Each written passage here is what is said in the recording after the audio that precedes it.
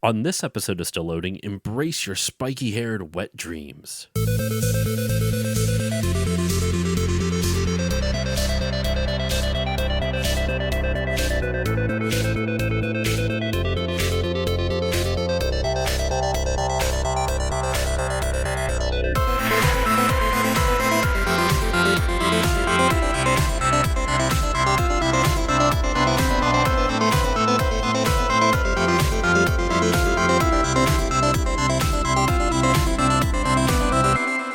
Hello, everyone, and welcome to this new episode of the Still Loading podcast. I'm your host, Josh Koval, and on this episode, we are doing a patron poll topic. So, I guess to address a bit of an elephant in the room, or maybe people don't know, so I'm creating an elephant right now, but this is actually a Patreon poll topic that is not, there was one that was supposed to occur before this, Epic Mickey, but due to the SAG-AFTRA strike, I held off on recording, plus my guest was super busy at the time. So this episode is actually coming out before the Epic Mickey episode, even though my patrons voted on this after the Epic Mickey poll was well done and closed and the episode should have been released. So there will be an Epic Mickey episode still, but for now, we are covering Crisis Core Final Fantasy VII. And joining me today, the biggest Final Fantasy VII fan I know, Kolby from the Switch It Up podcast. Kolby, how are you doing today? Oh, I'm doing great, Josh. Thank you for having me. It's an honor to be on. Hello to all the patrons out there. It's been a while for me on the podcasting front, but couldn't be happier to be on. Dude, I've been meaning to have you on for a while. You are a huge Final Fantasy VII fan, and I couldn't think of anyone better to join me on this episode. So I'm very happy to finally have you on. It's been a long time coming. So before we dive into this in earnest, we always, of course, like to give a little bit of a preamble, a little bit of context to our experiences on all this. And I'm actually going to go first only because I think you have a much more interesting one than I do. So instead of having everything start off amazing and then me completely, killing the momentum with a boring story, my own story is that I got this game shortly after it came out back in 2008, which actually it's funny. I guess for context real quick as well, it came out in Japan on September 13th, 2007, so 16 years ago, but the North American release date was March 25th, 2008. So it is still in its 15-year anniversary. Well, actually, when this episode comes out, it'll be in 2024, so we're in this it's still it's close enough. 15 years, damn it. So I got this shortly after it came out though, and I got pretty far into it. I actually got up to Nibelheim, which is arguably over 3/4 of the way through the game, just about 3/4, and then for some reason I couldn't figure out where to go next. I thought I had explored everything. I was speaking to everyone. I'm pretty sure the game glitched on me because I had to, I was in Nibelheim and I spoke with Sephiroth, and this doesn't spoil anything. Listeners should know Sephiroth. He's one of the main characters in the game. He starts up from the beginning, but I would speak to him and the next scene would still not progress. And I don't remember exactly what I was supposed to do.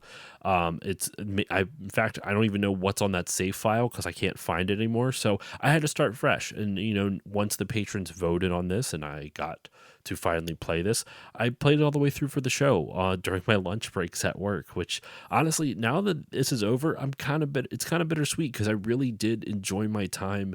I looked forward to my lunch break every day at work because I would get to play a little bit more of Crisis Core. I beat this on my lunch break at work earlier this week that we're recording this.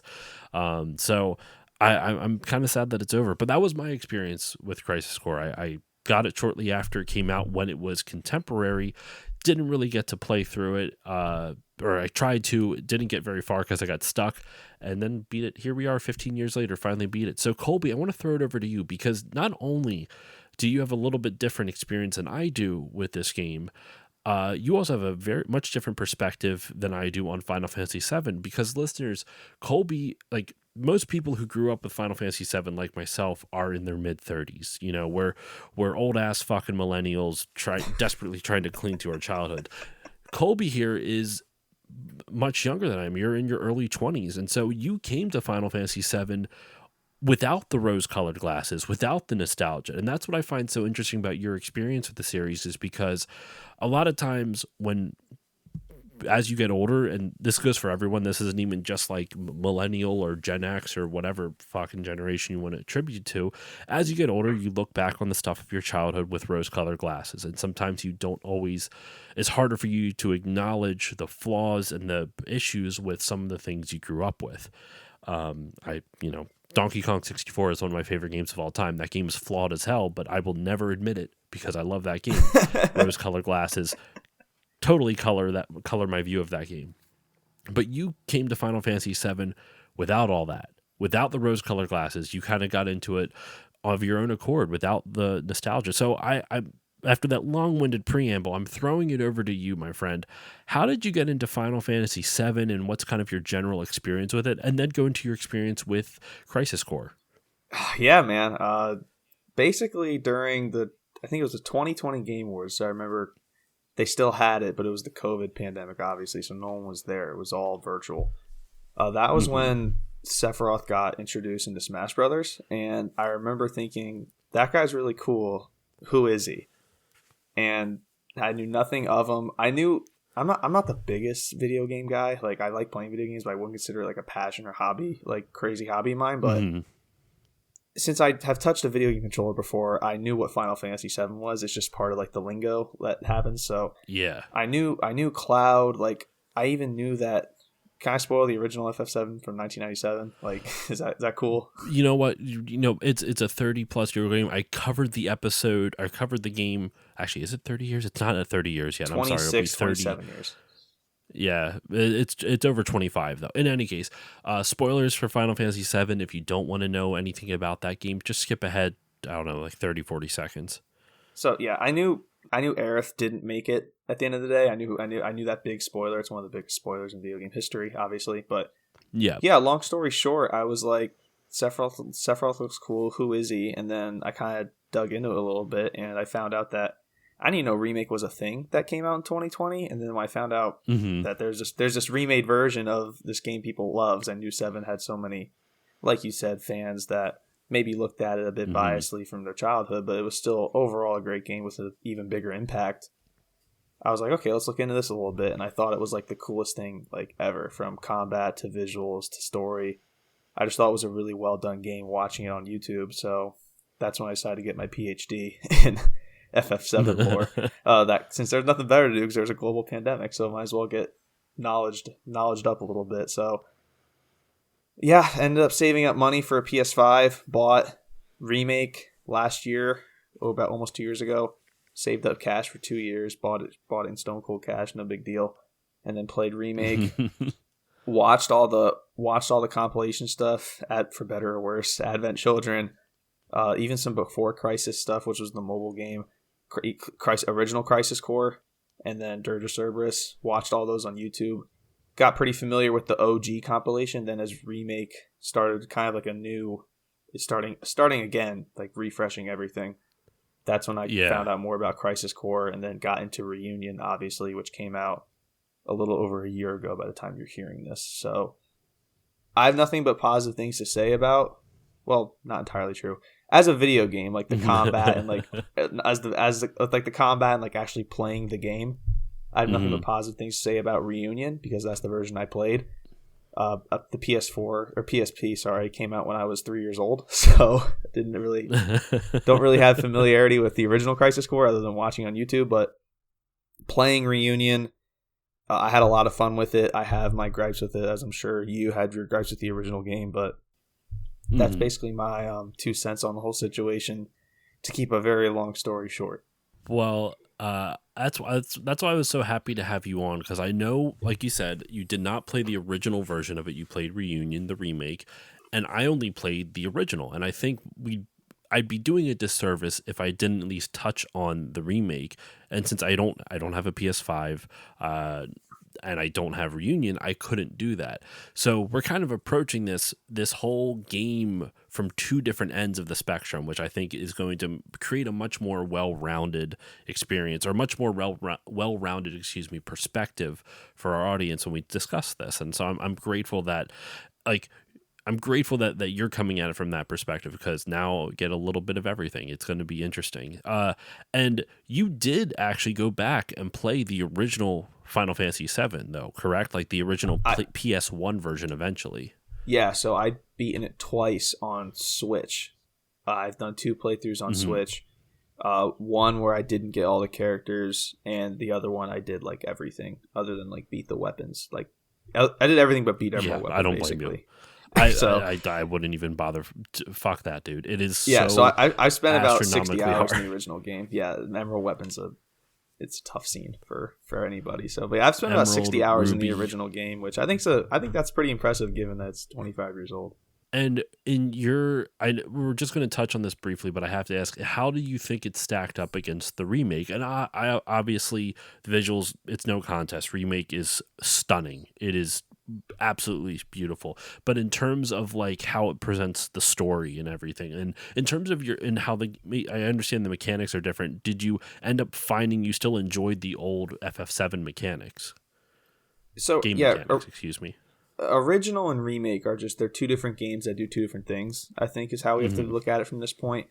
Because remakes, obviously, like it's a remake. It's not Final Fantasy VII remade. Like they're doing something new, which has been beaten to death 100 times for anybody that's talked about it. But I think FF7 original it still holds up. Like I love turn-based combat personally. I think it's my favorite. It's personally my favorite form of combat. Like I love a good turn-based game. And okay. I think FF7 the original flows well, and I think I love the characters and the story. Couple of like clunky things, like the whole Kate Sith arc is a little off. The game kind of it tries to do a lot at once. There's like 7 different plots going by the end of it, but it all but it has a nice finale and ending, which I think is ultimately what's remembered. And then remake, like I said, it's a different thing. It's a different game that's trying to do a different thing.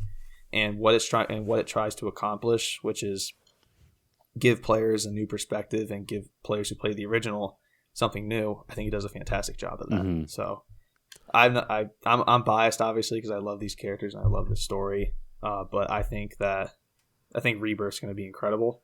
I can't wait to play it. I've already pre-ordered it, and I think everything before that has its purpose too still. So I think there's something for everybody. I'm glad you enjoyed it.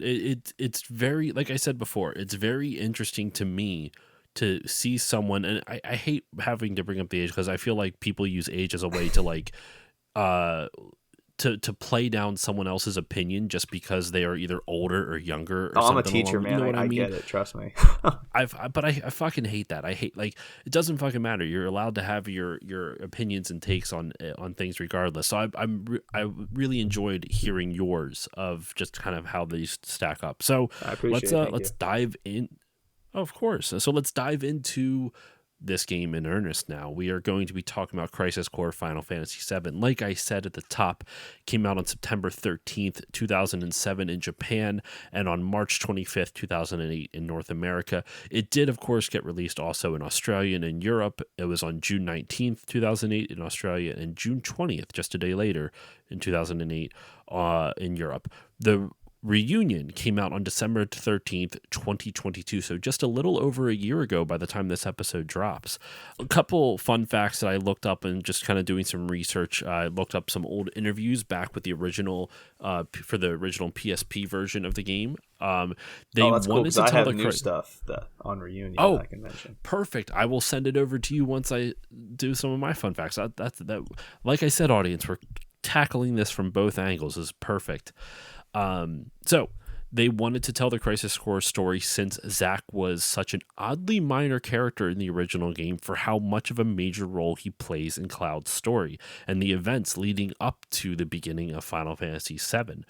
A lot of the other stuff I have, we'll talk about more when we get into the battle system. And I'm very curious if, like, Reunion, did they do they completely remake the battle system, or do they still use the DMW, the digital mind wave thing that appears in the original? The digital mind wave is still in the game, but it's like it has a completely different mechanic. And have you ever played like a Xenoblade game? No. So so from what I can gather, again, I've never played the original Crisis Core. Crisis Core original is very much like a Xenoblade game, whereas Reunion's very much like Remake, like in terms of combat. Okay. I'll have to take your word on it then. Let me see if there's anything else actually that would fit in here. Here we go. A hard mode was added for the European release, which did not appear in the original versions because they actually felt like the game was a little bit too easy. And in all honesty, I kind of agree. I didn't really have that much hard of a time of trying to beat this game. I barely did any of the side missions, which there are a lot of in the original. There is a metric buttload. There's so many, but I barely had to do any of them. And I think I was like level 30 when I beat the game or something like that. Okay. Some of the main characters in this game, the main characters of this game, obviously Zack, who is Zack Fair, who is he's the playable character. He's the character you're playing as. There's also the leader of the Turk Sung, and Cisne, one of the female operatives in the Turks. There is also, of course, your two soldier. They're probably your biggest supporting cast members, the two soldiers with you. Besides Sephiroth, there is Genesis and there is Angeal. And Genesis, believe it or not, his visual design was based off of a J-Rock star named Gact. G-A-C-K-T. It's like my favorite fact. It's like my favorite fact ever.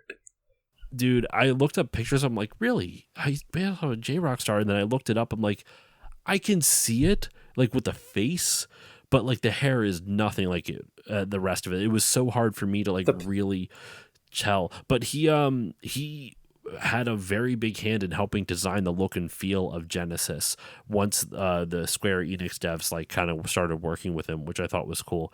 And a lot of the game's story, I shouldn't say a lot of it, but like a lot of the attention to detail in this game was done in a response to negative feedback from the fans from the OAV Last Order, which I had no idea. I never even heard of Last Order. I've seen Advent Children, and I've dabbled in Dirge of Cerberus, but I never actually watched Last Order. I tried watching a bit of it for this, and I'll be honest, I saw the nitpicks, and maybe you can tell me what people were mad about in more greater detail, but the two things I noticed...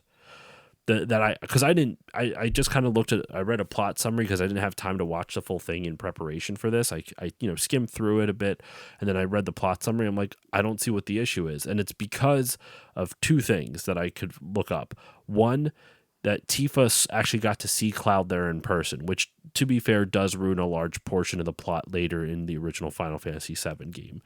And then there was there was like one other one. But to me, both of them, like the Tifa one, at least I can understand where they're coming from, but to me, it doesn't ruin it enough. I thought it was a little nitpicky, but that was just me. What do you know what people were mad about? Well, yeah. So Last Order, for those who don't know, is, like you said, an OAV of the events of Nibelheim. It's basically an animation of the events of Nibelheim. It's like a half hour long, I think. There's a Japanese and English dub. You can watch them on YouTube if you're really interested. It got such a negative backlash that they've come out and said like it's not canon, like it's not actually like a part of the timeline. And you basically nailed it. Cloud being unmasked and Tifa seeing that he was actually there, I think takes away a lot of what the original 7 story anyway was all about, because that was like the whole Nibelheim instance, obviously huge, and Tifa, and that's a whole different thing. But and the other one was Sephiroth. Instead of him getting thrown into the live stream, that's what it was. Throws himself willingly into the live stream because he thinks he cannot beat, quote unquote, can't beat Cloud, which makes zero sense because Cloud's a vegetable at that point basically, and Sephiroth is Sephiroth. So I don't know. It's fun to watch just because now it's not canon and not official. I still think it's fun to watch just because I like FF7 stuff, and there's a lot of Zack, and I think we're going to talk about this, I'm sure, but Zack's like the biggest win from both versions of Crisis Core. So his likability as a character, so I think it's still fun. But yeah, that was the backlash on Last Order. That's interesting because I understand the story implications for the Tifa thing. Everything else just like it just felt nitpicky. Even the Tifa thing, it felt honestly super nitpicky. But now the more I dwell on it, and the more like, especially when spoiler alerts for Final Fantasy VII, when Cloud has to reassemble his memory, it makes a little bit more sense that like why people were upset. But I don't know. I guess backlash is. I think people just blow shit out of proportion a little bit too much, and this it felt a little bit like that from what I read. But in any case, it was a bad idea. I agree with the criticism nonetheless.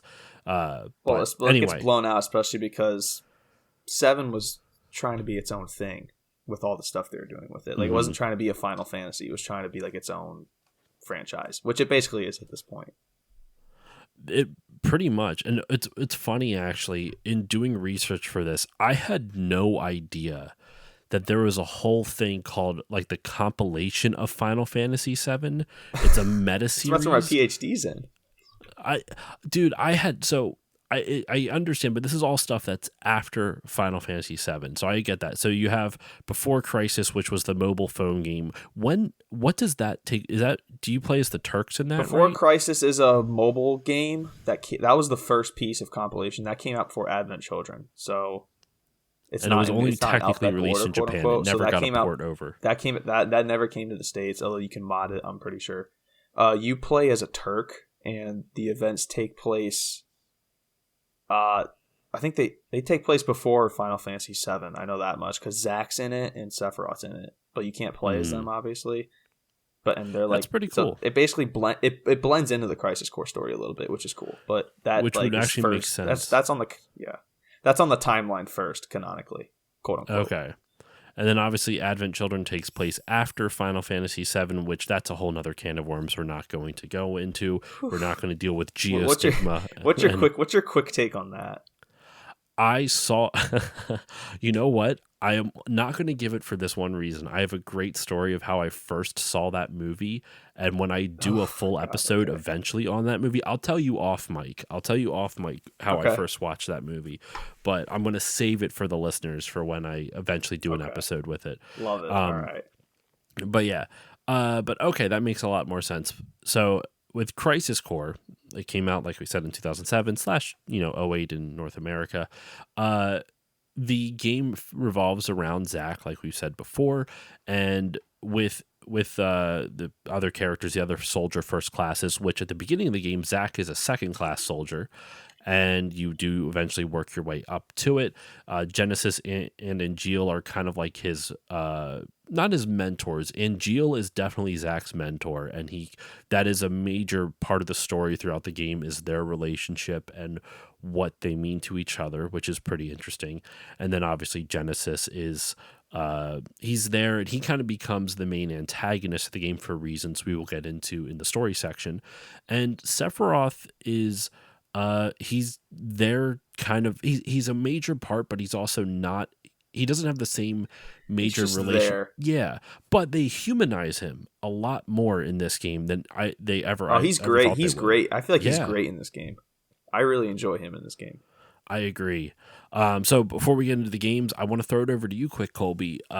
Any fun facts that you were able to look up from Reunion's development or that kind of thing? Because I have a bunch of other stuff about the DMW, but we'll talk about them when we do the battle system. Okay, so you've never played Reunion, which is... So you're not missing much, because literally the project just took the source code from the original game and put it into Unreal Engine 4, and that's basically how they made the game. So okay. Every line of dialogue is the same. Every story beat is the same. It is truly a remaster. It's not a remake like Remake was. Okay. It is truly just a remaster of the PSP game with a different combat system and a couple different twinks here and there. It's the same thing. So you're not missing anything by playing one version over the other. But yeah, for it being called Reunion and Remake versus Remaster, this is truly a remaster of the original game. This is still the prequel to original Final Fantasy VII. So you're just missing a more updated version of the game, and I think a more fun version of the game, personally, in Reunion. And I pulled a quote, actually, from it. So go for it. Tetsuya Nomura thinks Crisis Core's story has stood the test of time in that he doesn't find any faults in the story whatsoever, which I think we can be the judges of. But, I thought that was a very interesting quote coming from the Kingdom Hearts guy. Considering someone who, no offense to Nomura, I would love to interview him somehow. I don't think he knows how to tell a story because there's so. I love how unnecessarily convoluted Kingdom Hearts is, but that is semi-ironic too. Like there is so much stuff in his games where, like I'll be honest, I've heard it before too with a friend of mine, Game Dave. The end of Remake with how they changed the story to FF7. Oh yeah. Not sure I like what they did with that. I have no issue with them doing like expanding other parts, like what they. This is not to go into a whole review of Remake, like what they did with Jesse. I could give you. I could do a whole episode on this topic alone. I will have to have you back on for that then. But Jesse, I loved how they expanded Jesse's role. Like I thought that was a really cool way to do it. It was a perfect way to take that one segment of Final Fantasy VII and turn it to a full like 50, 60, however many hour experience. Giving the Turks some more agency. Yes, too was another good. Yes, addition, I think. And so that's very interesting coming from him, the Kingdom Hearts guy, who. To what he says about story. He said Crisis Core was a flaw. He basically said Crisis Core was a flawless story, which I think that's kind of odd to say because it was a lot of this. The ending was already pre-written for him. You know, like and this game has a lot to do with like kind of like the prequels of the Star Wars movies, though I think it executes it much better. I'm not comparing the two, but like the Star Wars prequels always had the same endpoint. With spoiler alert for those, just in case, with Darth Vader. With this, it was always going to be the same endpoint, which major spoiler for this game, if you don't want to hear this quick, 5 seconds, because we will do a whole story thing at the end, but with Zack's death, like that was always going to be the endpoint.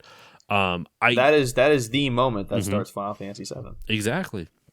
So I think it's a little interesting I don't want to say odd, but maybe a little bit odd that he says that considering that the ending was already written. You already knew what the outcome was going to be, but maybe in some ways that's harder to do because then you don't have that creative freedom, but sometimes that limitation, I don't know. I like the ending though. I in general, I like this story throughout this game and I thought it was really well told. Some of the voice acting in the original was a little wonky. Do they keep the same voice actors in Reunion? It was the remake cast with obviously they had to recast for Cisne but Gact is still in the Japanese version. They just used all of his old lines. He didn't record any new lines. They just took all of his original lines from the PSP game and put them in the Reunion Japanese version. Oh, was he the voice of Genesis in the original? Yes. Oh my God, I didn't even know that. I feel so stupid. That makes sense. Why wouldn't he? So yeah, they basically recasted everyone but him in the Japanese version. He's the only one that didn't get a new cast. And then the remake actors are all there for their characters in this game as well. Yeah. So Aerith has her remake actors, Zack has his, et cetera, et cetera. It's funny. I also think that this game really is the first one that shows a lot of Nomura's handprints on it in terms of Final Fantasy. Like obviously he's been working on Final Fantasy games since a while. Like he worked on 7 originally. He also did stuff on 6. Like he's been with the series for a while.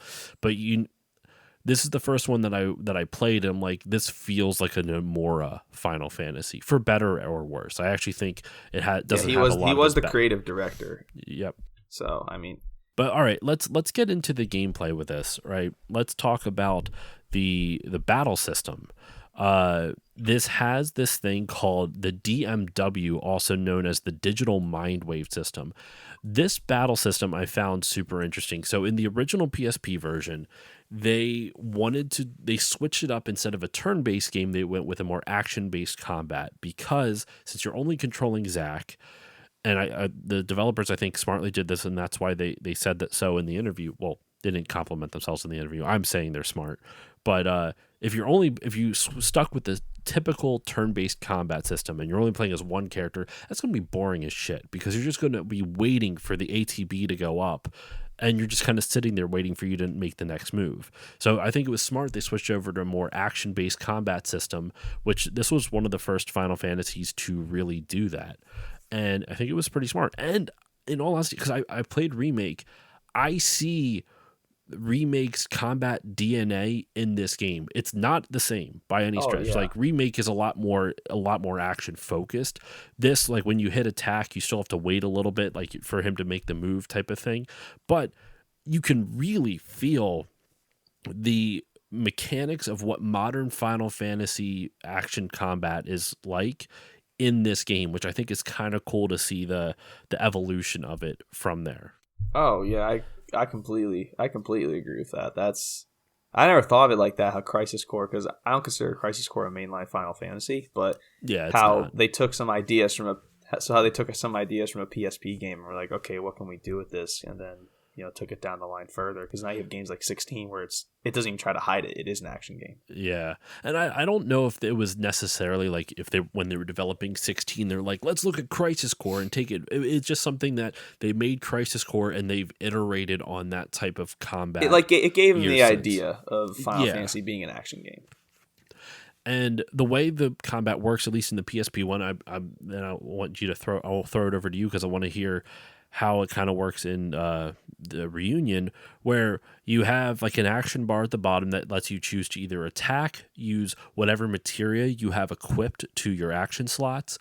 You can use items, of course, from there as well. And as you progress through the game, you do get more action slots, but you max out on those pretty early. And then you cycle through those by hitting the R and L buttons on your PSP. So if you are currently set on the attack action, you can hit X to do it. Or if you want to go over to the one to the right of it, you hit R or L, or what I guess R because you're going to the right. And then you hit in whatever materia or move you have assigned to that slot, you'll perform when you hit X. So for me, I always did attack and then Cura right next to it because I want to be able to heal easily. I don't want to have to figure out which direction I want to hit R or L. So I kind of like that. It gives you a little bit of options. So if you want to focus on all-out attack, maybe you'll do like a power move as your second slot next to attack, or maybe some type of offensive magic in your second slot. And obviously the stuff you use less, you put down the line. But even then, it's not hard to access because if you remember where it's at, if it's like in the third slot, you just hit right twice. Or if you keep hitting in, say I have the attack command, which is the most far left command option. If you hit left, it'll jump to the other end of the line, if that makes sense. It'll kind of snake its way back. So if you're smart, you don't have to hit like I'm doing a poor job explaining this, but the attack command is the first one in the line, and the item command is the last one in the line, and there's like usually 4 in between. So instead of having to hit right on your PSP 4 times, the R button 4 times to get over to the item slot at the very end on the other side, you can just hit left once and it'll jump you to the other side. So that's the way the basic combat works. It can screw you over because if you mash the X button and sometimes you'll be locked into a command that you don't want because maybe an enemy attacked you in between, and so it attacked you in between your last attack and the next attack you're going to do. So they'll knock you on your ass and then he'll get up. You're like, oh shit, I'm almost at low health. I should heal. But you can't because you already inputted that attack command. So he's going to run over and try to smack somebody. So you better hope that you can get a heal in beforehand. So you do have to be a little strategic. You can't just button mash. So you can get away with it most times. So before I go into the DMW, what was it like with Reunion, Kolby? How close was it to that? So the item bar is still there. It's in the bottom right, but the attack button's gone. It's strictly square to attack, or I played on the PS5. It could be different for other controllers, but for me it was square, and then Zack would do, if I remember correctly, when you hit attack, he did strictly like one attack. He would attack like down with his sword. Like he wouldn't do like a flurry, where if you like repeatedly hit square, he goes in like a combo, which is pretty cool. A lot like Cloud does in Remake. He fights a lot like Cloud does, unsurprisingly, to those who are, if you know, you know. So, but it's a lot more of an action game. You could, I don't remember if you could dodge in the original PSP version. You could, dodge attacks, but you can. So you have that still. You have block, and basically, it's a lot like Remake in that when you hit L1 or L2, I think it's L1. I've played it for so much time, I should know, but you get all your commands. So, like, you get your materia, your, like, strong attacks. Because materia is different in this game. There's different materia you can have. So, L1 gives you access to all your materia and moves. except like where it's not like remake, is that like time doesn't slow down. It's still like full speed, full go, and you have to kind of do it on the fly. Whereas like remake's a lot more turn based in that, because when you hit that, it slows down. You're basically taking quote unquote your turn. So okay, it's a faster version of the original game, and it's really fun to play. And so if you ever get a chance to play the reunion version, I think you would see a stark difference in the two. But I think the reunion version is a lot of fun to play. It feels like more, maybe not a stark difference from what you're describing, but I do feel some definite quality of life improvements from what I'm gathering. I'll have to obviously play it to really know the difference. But that sounds awesome, though. And you were saying before the DMW is pretty much the same in this, right? Because the DMW in the original. So, sorry, go ahead. You go first.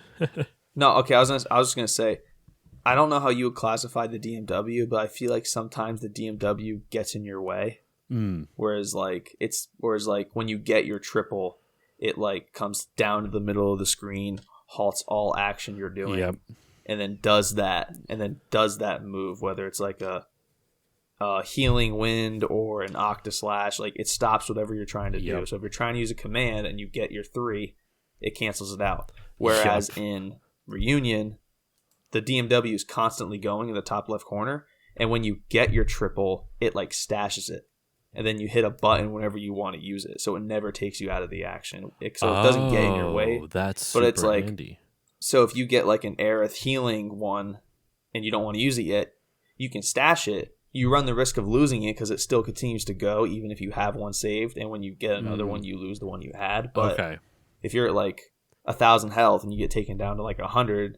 And you're like, okay, now I'm going to use it. Now then you use it, get your health back, and you can keep going while it still spins in the top left. So it's actually very helpful and a very unique way of doing it. And I think what they were going for in the original game, but probably just didn't have the means of implementing. So for the listeners who don't know what the DMW is, because we've just listed a bunch of letters. That means fucking nothing if you haven't played it. What the DMW is, it's a slot machine essentially, where you see three different reels spinning constantly, and it's filled with characters that you've met throughout your adventure. So it has Aerith, it has Genesis, it has Angeal, it has Sephiroth, it has Cloud, it has Cisne, it has Tsung. It has a lot of the main characters throughout the game, and it's constantly spinning. And there's like some element of like, it'll give you little status effects, like suddenly all your MP costs are 0. Like, it's never a negative status effect, but it's like MP costs are 0 until you get something else. AP costs are 0, and that will just happen. Kind of like, it doesn't pause the gameplay, it doesn't do anything. It just kind of, little thing will pop up and says, "Hey, AP costs 0." Like, it's pretty easy to notice, and it'll leave the notification up there so you don't forget. But what it does do is, once you get 3 of the same person on it, then you get some type of special move, like you were saying, Kolby. Now, that's super awesome that Reunion lets you stash that. That's really cool. I wish the original did that, and if it does do that, I didn't know it did that. I don't think it does, though. It doesn't. It doesn't. All right, cool. There's a second spinning thing to that where there are numbers spinning with it. So not only are you getting like kind of characters spinning, you're also getting numbers spinning. The numbers that spin, depending on what you get. So if you get all 7s, generally, you level up. Though I believe if you get all of the same number, you level up with that as well. If you get all of the exact same number, you level up. It's happened once, twice, but almost always it's a 7. If you get 2 of the same number, it doesn't have to be right next to each other. It could be the first and third slot. It could be the second and third. It could be the, whatever. Then whatever materia is in that slot will get upgraded. So if you have a cure materia in slot 2 and 2 2s come up, it will then level up that materia 1 level. And there's a whole other mechanic which we'll touch on in a moment called materia fusion, which allows you to take materia and merge it together, and you can put items into it. I didn't tinker a whole lot with it because I ended up not really needing it all that much, but that is an option that lets you customize the gameplay, and you can really do a lot of cool things with it. Here's one of the things, like, because normally I have more fun facts in the beginning, but the reason I stopped myself is because almost all of my fun facts are related to this fucking DMW thing. Please do tell. Like I said, The new battle system was created to be more action focused. So they wanted, with the DMW, they wanted to make it truly random. I was trying to figure out, like, am I missing something? Am I not understanding this game? No, the DMW is 100% random. It is pure RNG. There are ways that you can manipulate it, but by and large, you have very little control over what the DMW actually does. There is an internal experience counter behind the scenes. So the more you fight enemies and the more enemies you take out and the more quote unquote experience you gain, you will then tilt that DMW to your favor to have you level up or do extra things with it. But by and large, it's out of your hands. So that's fascinating. I have a quote from the interview. Here's the quote from an interview about the DMW. Well, it was an interview and they talked about the DMW. The concept came from us wanting to have an uncontrollable twist of fate as a core element of the game. So you might fight a boss character twice, and the first time you lose, but the second time you win because the DMW powers you up. The DMW is very random, but it can give you effects like restoring all of your HP. We really want to use luck to make things exciting. End quote.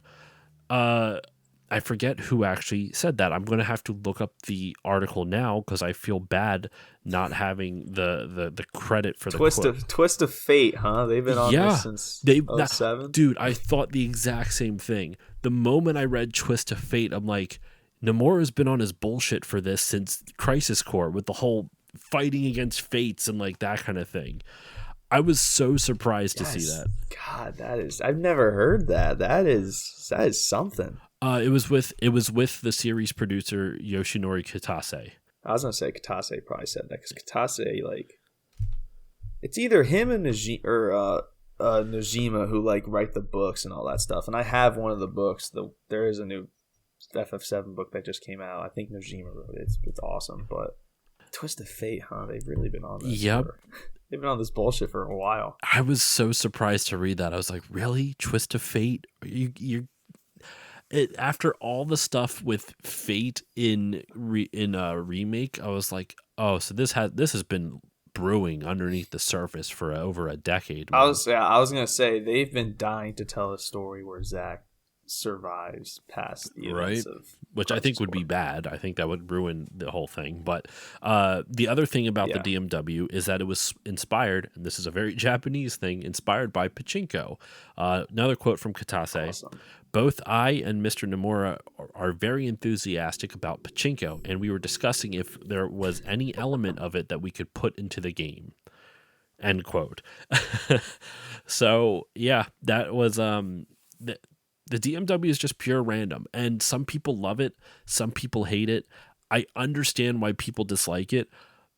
I don't hate it, and the only reason I don't hate it is because this is something that could have been so easy to fuck up. It could have been so easy to not work out. When your level up system is completely tied to RNG. Random. You can't control how you level up. You don't know how much experience you need to get to the next level. You can't control how your materia levels up. I would assume by using materia more, it does another internal EXP thing to kind of tilt probably the DMW in your favor. But by and large, you have an RPG that you cannot control how you level up in. That could have been disastrous. And I understand why people don't like it, but I'm honestly surprised how well this works. What are your thoughts? God, all those God, thank you for that fun fact. I'd never heard any of that stuff before. That's wild, but I can only speak to Reunion, obviously, and I do like see the argument of this is literally a role-playing game. The whole point is to level up and beat the final boss. So how does it make sense to not be able to quote-unquote level up by your own means? But the DMW never, I feel like it never gets in your way from that standpoint.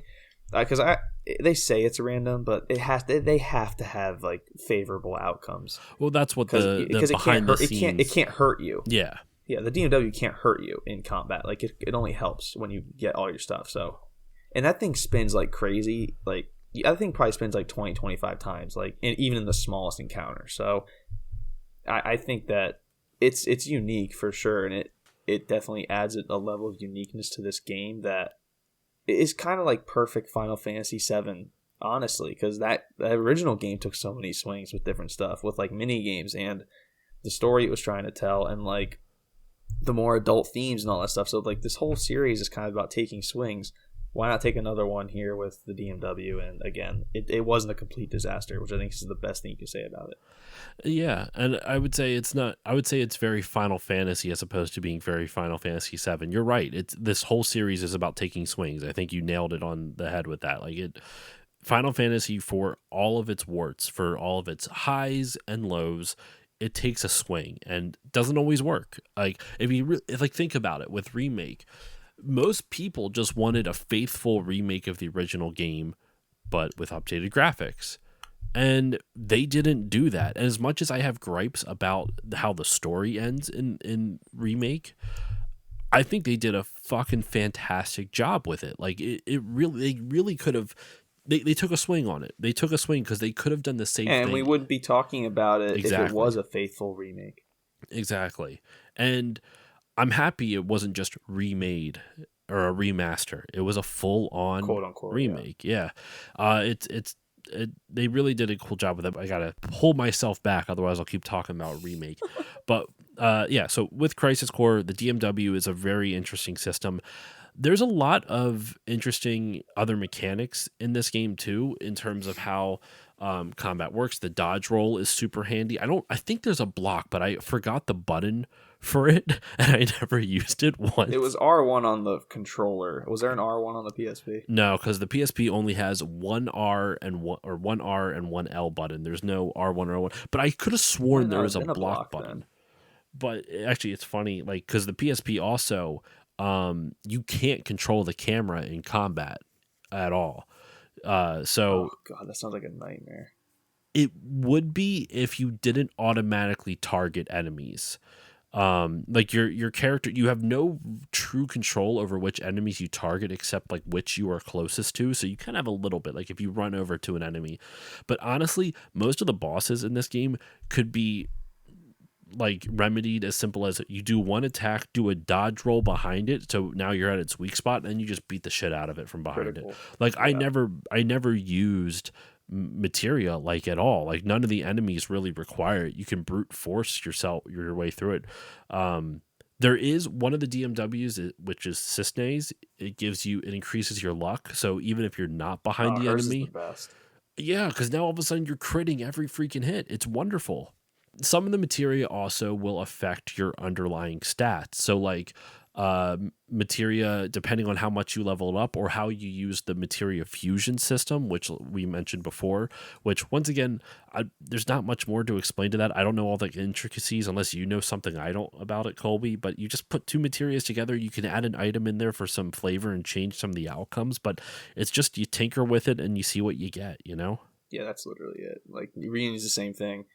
But all the material you can get from Fusion, you can find in-game if you play enough missions and stuff like that. Yep. So I used it just to get it quicker, and I did a lot of missions at first, so I had better items to help me get there. So in early game stuff, I would say it's helpful, and you should definitely experiment with it. But by the time you get to like mid-game or end-game, you're not going to be using it at all. And speaking of those missions, well, actually, sorry, I almost sidetracked myself. To real quick wrap up the materia talk. When you equip materia, some of the materia will give you pluses to different stats. So there's I had a plus like 3 to magic on a lot of my materia. I also specifically searched for materia that gave me plus to attack. There was one that I found, it's a power move, I think it was called. It was like power attack. It was a mastered version of it that I just found, though I did use a strategy guide to find it. I forget exactly where. It wasn't like hard to get. Like you didn't have to do anything crazy fancy, but it gave me a plus 15 to my attack power. So it made like everything like plus 15 is huge. Most of the pluses you get are like 2 or 3. So this is 5 times that. So it made the rest of the game like a cakewalk. But yeah, so you can get different perks and benefits to your stats through materia, and by using the materia fusion, you can find some other cool shit to like get better materia to give you better stats and that kind of stuff. But what I like about how the game also does their kind of like leveling up, the way they kind of balance out the randomness of the DMW system and them like finding the materia, because it's all random for the most part unless you have a specific treasure chest you find stuff in, are the missions. And you mentioned the missions before, Kolby. The missions are there to serve as your way to grind, to level up, because there are random battles that as you progress through the levels, and you can run around and do all that stuff, but there's going to be areas where you can't get to random battles, but there is a save point. So if you're at a spot where you don't want to backtrack to all of the areas and fight random enemies, you can just do missions. You can just at the save point do missions over. It doesn't matter if you're right before the final boss in basically the underbelly of a town that's about to has like a few huge underground cave system and looks like there's like fucking like gates to hell or some shit. It doesn't matter. You can do some missions right from that save point, right before that entrance, which is kind of cool. What are your thoughts on the missions, though, man? Like, were there any that really stuck out to you? Did you like how they were implemented, or did you have some issues with it?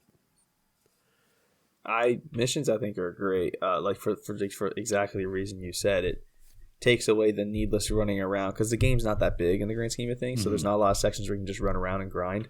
So it takes away that aspect of it, which I like. There's just so many of them. Like they're very varied. I think I did like 110. Holy shit! Reunion, and I'm only 48% done with them.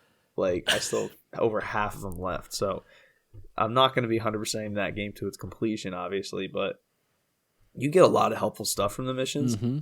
A lot of helpful items, so you don't even need to do all of them to reap the benefits from it, which I like. So, I don't have much to say on it because I think it's perfect for what it's trying to do, which is give you an easy way to grind and get some levels and play with the DMW a little bit, while giving you a challenge and just playing the game more. So I have no problems with it. There's some fun little side stories. Like I don't know if the Yuffie stuff is in the original one, but there's like a whole side mission stuff with Yuffie and whole side mission stuff with Yuffie and Reunion and the original by the sounds of it. So you have some of that. There's I think there's stuff with Hojo, which is cool. So like FF7 lore hounds are gonna obviously maximize all that, but yeah, I think they're a plus for the game for sure. I'm with you. They add a lot of context to the world you're in too. Like those missions, they're literally side missions. In other side quests and side missions in Final Fantasy, you have to like go to some town on some continent you don't remember that you visited before and find a quest chain there and travel it along. No. It's all listed out for you in a nice list form. So, and it's built into the game's world. Like a lot of times I would hate that if it didn't feel like it kind of belonged in the game's world, but you're a Shinra soldier operative. Like you're given a list of missions that you have to but that you can complete. That feels very natural to the world. If suddenly the original Final Fantasy VII, you just saw a list of side quests, that wouldn't be nearly as interesting. It would kind of defeat the purpose of like exploration in the game. This one, you like you said, man, there's not a lot of space, not a lot of places to explore. So you kind of substitute that with this mission list, and you get to meet a very young Yuffie. Also, you're mentioned with the FF7 lore hounds, there's a lot of lore in this, like all about the war against Wutai. You get to see a lot of stuff with that's where Yuffie kind of ties in. You also get to fight Hojo experiments and stuff like that, Turk missions. There's a lot of cool stuff. You also get this isn't one of the missions, but you also get a little taste of Vincent in the basement of Nibelheim, but he doesn't do much with it. Because Zack can like acknowledge him. He's like, who the hell's like sleeping in his coffin? And he kind of just like moves on, but it's almost like a cameo without being a cameo. It's cool. It's a good little nod to it. I think Kate Sith's in the game at some point too. Like, there's a lot of cool stuff you can find in there.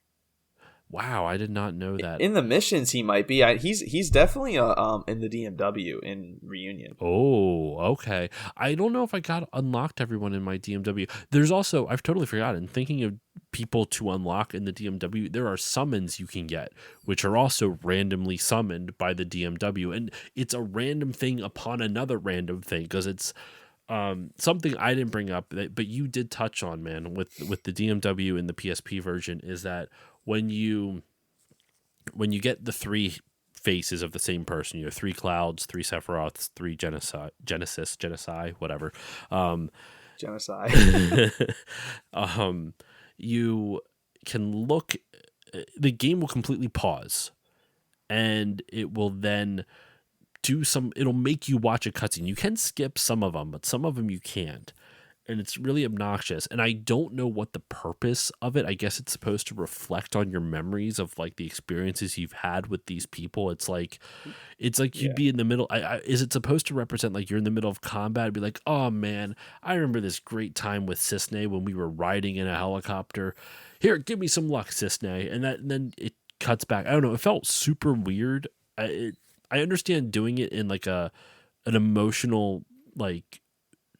I understand like at the end, yeah, or like an emotional point in the movie or in the game, excuse me, but for just random encounters in the middle of like not even like a boss fight, you're just fighting some random soldier in the middle of a field, and all of a sudden, like Sung comes in with a helicopter strike, and I'm like, you don't need to show me this every time. It actually kind of reminds me of a major issue old Final Fantasy games have, where they would, with the summons, you would have to watch this animation of the summon, which as a kid I fucking loved because it was this beautiful CG animation I never saw before. Nothing ever looked that good to me. But now as an adult, I'm like, this is like 15 seconds of just me watching the same thing over and over and over again. If I want to use this summon more than like 2 times, I'm going to lose my mind because I'm going to have to waste so much time just watching an animation. And this kind of reminds me of like a more updated take of that bad idea of just watching the same animations over and over and over again just to do a move that you already know is going to happen. I don't know. I thought that was weird. What do you think, though? On first playthrough, I think it's cool for the player to see these scenes that we can't experience because the game has to tell the story and like move on constantly. Which in Reunion, you can skip all the scenes. Even if you haven't watched them before, you can skip past them. Same with summon animations. You can skip past them, which summon animations are amazing. They look amazing. So good in both versions. They're really good. So you can skip past them in both of those senses, which is nice. But I always love the extra content with the characters. Like, give me some more humanity to Sephiroth, to Cisne, a new character we've never seen, to Sung, who we don't get a lot of in the base 7, to Angeal, who is a major character, obviously, but has limited screen time even in that role. So it's cool in that regard, but I do see your point of like Zack fighting like Shinra soldiers and him like having like a PTSD like flashback, like a certain mission he had. Like, and, like the idea of that's kind of funny, like as he's getting shot at from all kinds of different angles. But it's definitely for the player, not so much the game. And so from that perspective, I enjoyed them, but I understand, since you couldn't skip them in the original game, how that would really slow things down. I mean, well, you can skip a lot of them. There's a few where, like, how can I put this? If you see like a moving image, it's kind of like a faded border, and it's supposed to be like a flashback, you can skip those. But if it comes up in like these little like single picture vignettes of like, it's sometimes like 3 of them, 4 of them, or 5 of them, you can't skip those. You just see like a brum brum brum brum just popping up on screen all over the place. Yeah, those are in Reunion too. I can't. I understand kind of like the purpose of it. It makes it feel kind of like, oh, something special's happening. But when that same special thing happens all the time, it no longer feels special, and it feels like I'm just wasting time. Exactly. We say all that because the summons, it'll do a little animation and then it'll switch reels over to a summon reel, and you'll see the heads of all the different summons that some of the ones that you've obtained, some of the ones that you haven't, which can be obnoxious too. Missions, I'm pretty sure. Yeah, some of them are through story. I think Ifrit is through story, but like Bahamut, you get through missions and stuff like that. You have to defeat the summon first in order to obtain the materia for it, which I don't have, which is cool. But it still can be annoying sometimes because it'll take you to that secondary reel. Like, the first one will have the 3 slots, or the 3 reels for the slot machine, and then little animation with an X or whatever pops up and has the new slot machine for the summons. Sometimes you don't get all 3 heads, though, because it is still somewhat random. So it'll do the whole animation only to be like, just kidding, you don't actually get to summon anything. You got like Ifrit, Bahamut. So sorry, no summon, even though we wasted your time with that animation. But whatever. But I think we've covered enough about the combat here. We've discussed materia fusion, the DMW, how combat works in game, the differences between Reunion and that. So let's move on, man, and talk about the visuals, the art style, and the world and setting that they've built for us here, that they made for us here in Crisis Core. I loved this when I first played it because it felt like a much more fleshed out version of the Final Fantasy VII I had in my head. Because, you know, when I first played this... What, sorry? That's what I was going to ask you. Like, because where you keep talking about my unique perspective, I was gonna come from the perspective of like, okay, you've played original 97 FF7. Obviously, it was a landmark at the time, but 10 years later, you get this game where everything's much more drawn to life. So, like, what was that like? Playing it now and playing it back then. Yeah, it was really cool to see it for the first time. Like, I remember seeing like the inside of Shinra's building. I'm like, oh, this is what, you know, Shinra looks like on the inside, because you saw it a little bit in Final Fantasy VII. I mean, you saw a large portion of it, but when it's that top-down kind of hand-drawn background type of thing, it was a lot different seeing it in person, which was really cool. And also getting to explore around Midgar, like, as a fully 3D thing. Like, you saw streets, and you could go to, like, the Loveless Street where Aerith walks out in the iconic intro and stuff like that. I thought that was just really cool to see. And I also am a sucker for, like, in games where you have this big, vast world that you once knew, Final Fantasy VII, and they focus on a very granular part of it, which is the office life of Shinra. I don't know why that fascinated me so much, but it was something that was really cool, and it kind of made the world feel that much more fleshed out when you kind of get more of an idea of how Shinra works as like a bureaucracy and as a company type of thing. Regardless of how evil they are, of course they are evil, but it was still really cool to see. And then in terms of like the story, just seeing Sephiroth as a human as opposed to this kind of ambivalent evil, you know, like just something you couldn't quite put your finger on. He was just this entity that you were following, you were tracking around the map. Because as much as you heard the backstory in the original game of what happens here, the Nibelheim incident and everything, you don't really get a full picture of Sephiroth. He only has a couple lines of him not being insane, and then he's insane. You know, like there's not really a whole lot of development given to Sephiroth pre his mental breakdown. So that was really cool to see Sephiroth as a person, and you know, he's friends with Angeal and Genesis, and they talk about that relationship that they have with each other and this bond of being the first of the 3 soldier first classes and everything. It was really cool to see. And so experiencing it back when I first played it, I don't think I got as much out of it as I did this time. I think starting the podcast, this is going to get a little sentimental, but like starting the podcast, one of my favorite things that has happened from that, besides meeting cool people like yourself and all of our friends and our like podcasting group and everything, like, it's the fact that I feel like I'm better equipped at looking at a game and being able to articulate what I like and don't like about it, and being able to, and more importantly, in all honesty, appreciate a game for different aspects. I'm not saying even games I hate, right? Even games I dislike, I find ways that I can appreciate it for some other specific way. It's a semi-bit of a hot take that I've said 1,000 times and I won't rehash it again. I'm not a big fan of Dark Souls, but you know what I appreciate every time I play it? I appreciate, or every time I try to play it, and even though I still don't enjoy it, I just appreciate the amount of attention to detail to like the world design, like how everything is interconnected and how the levels weave in and out of each other. I thought that was really fun and interesting. And even though I don't enjoy the game all that much, I still find things to appreciate about it. And so playing this again, you know, over a decade plus since I last tried it, it was fun to appreciate it for like looking at the battle system, looking at the DMW system and being like, okay, I didn't understand this the first time. I just kind of played through it, but now as an adult, I can analyze and be like, okay, that's really what I thought it was, just pure random. Like I thought I was missing something. Turns out I wasn't. But I get to appreciate games in a completely different way, in a different context, in a different light. So, the big thing for me experiencing this game after Final Fantasy VII, when it first came out, I was blown away by the graphics, blown away by the visuals. Honestly, this looks better than some PS2 games, which is just crazy to think about on the original PSP. It looks fantastic.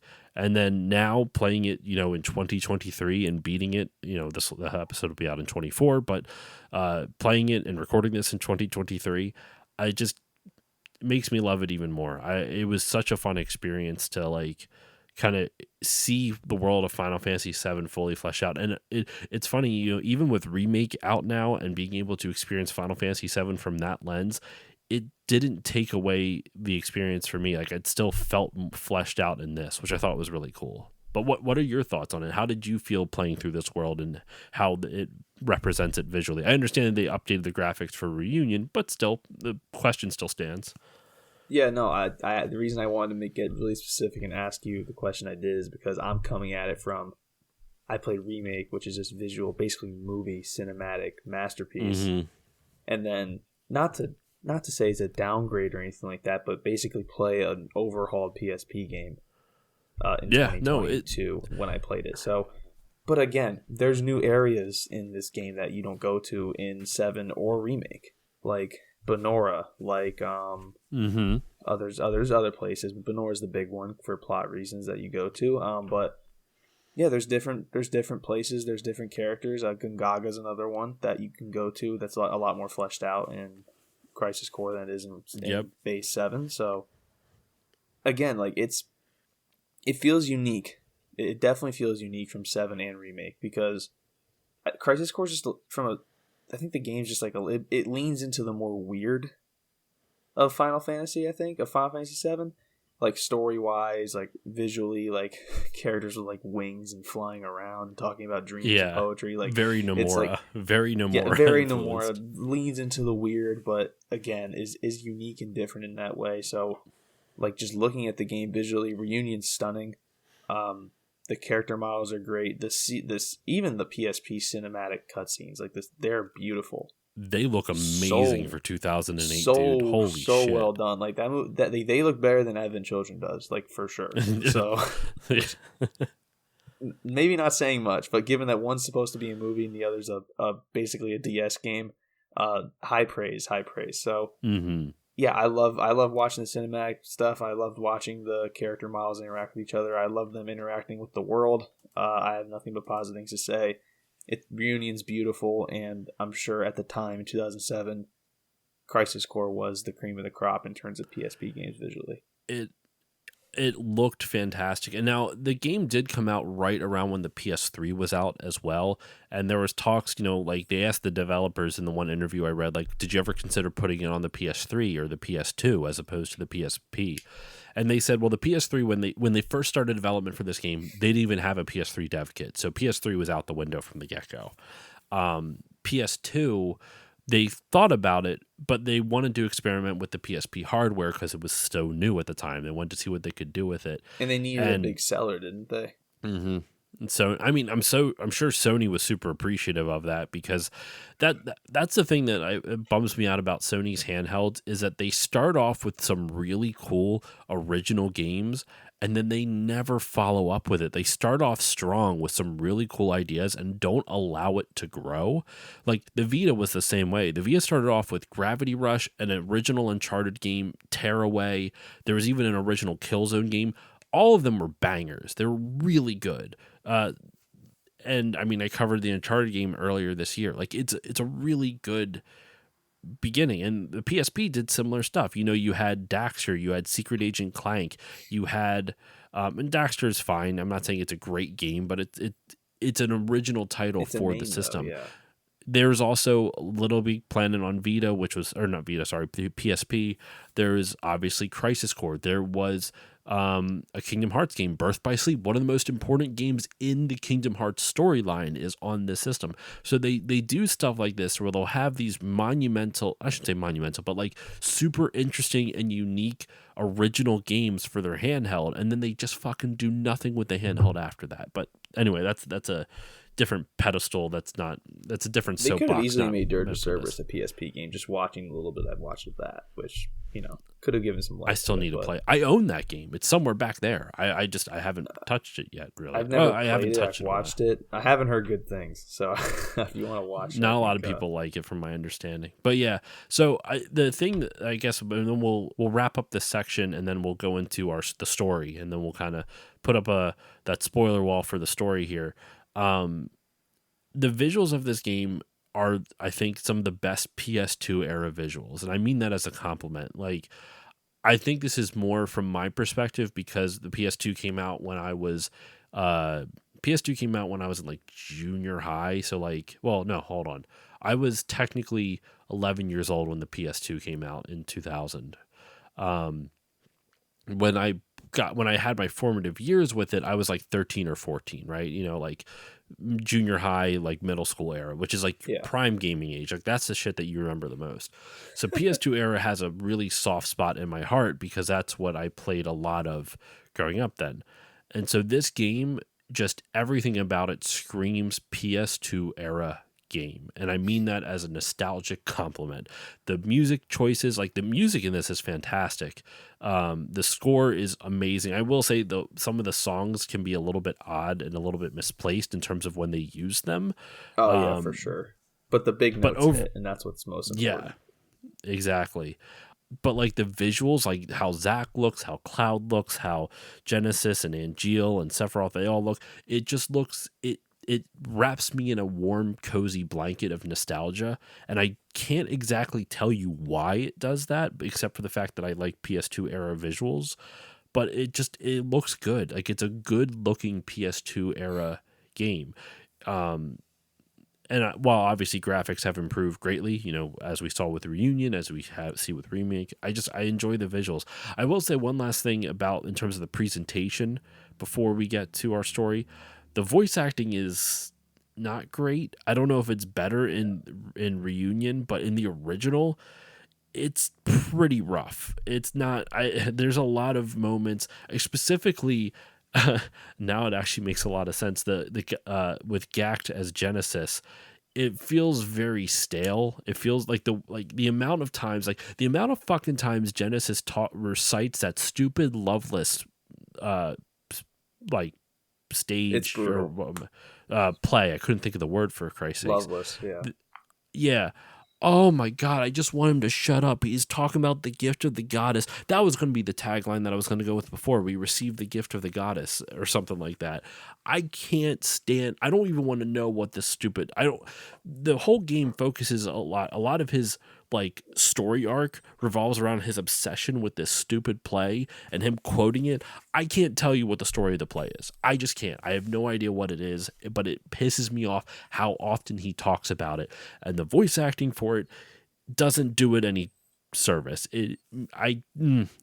Voice acting, I would say, in terms of overall like visual, audio, all that other stuff, it's the lowest point of all of it.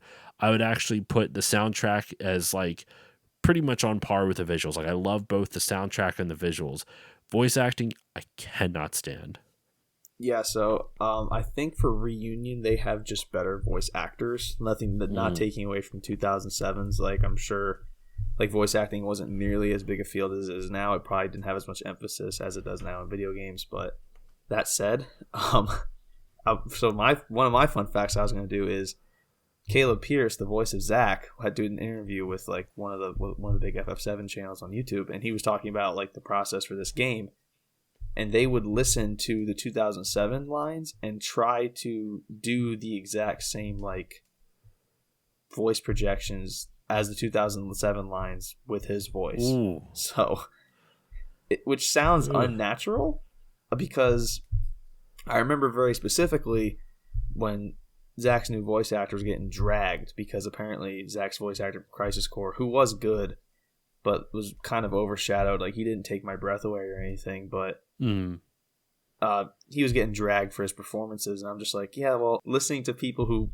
honestly probably weren't even voice actors, they were just actors doing voices, and try to do that, whereas like voice acting is now much more of a niche field that feels like a setting up for failure. So yeah, the voice acting definitely is kind of like subpar. It's better in Reunion, but like my biggest low point, you already hit on it, was like using certain musical cues at times where it didn't match the emotion of the scene. Mm-hmm. That kind of was my biggest like disconnect. But like I alluded to earlier, when it hits. Like the high points are high, like truly high. So that overshadows it. But yeah, that's really all I got from like a voice acting standpoint. I'm not gonna sit here and pretend like it starts and ends with me, but that's just my 2 cents on it. No, I'm with you on that, but we won't harp on it because there are actors who put their effort into this, and I'm not trying to denigrate them. They're better than I am at it, but like in all honesty, I think you nailed it. It's direction. Like if they were using the original versions as the basis for Reunion, that explains a lot. Like you said, setting him up for failure. That's not a great way. And also, it's kind of insulting to the modern voice actors, like to the current crop, because it's like, here, don't put any of your flair into it. Go buy this one from 15 years ago. We want you to use that as your like baseline, which I think is just kind of like, I don't know, it kind of takes away some of the bite of their performance, that they can't be a little bit more themselves, Yeah, and to put a bow on all this, another fun fact I guess I have, in a very pivotal moment in the game when Zack is on the run and he runs into Sisane in Reunion, to go back to like, hey, they just put the source code into Unreal Engine and just made a video game out of it. Zack's original voice actor has a line that they forgot to change in Reunion. At this very pivotal moment, like Zack's voice completely changes and sounds like it's from like 2007. That's because it's the exact same voice line from the 2007 PSP Wow. game. That that actually, Square, what are you doing? I thought it was kind of like he had good spirits about the whole thing, like when they like brought to his attention on Twitter, but like I was like, oh god, like you guys really were just kind of like, let's just not change anything.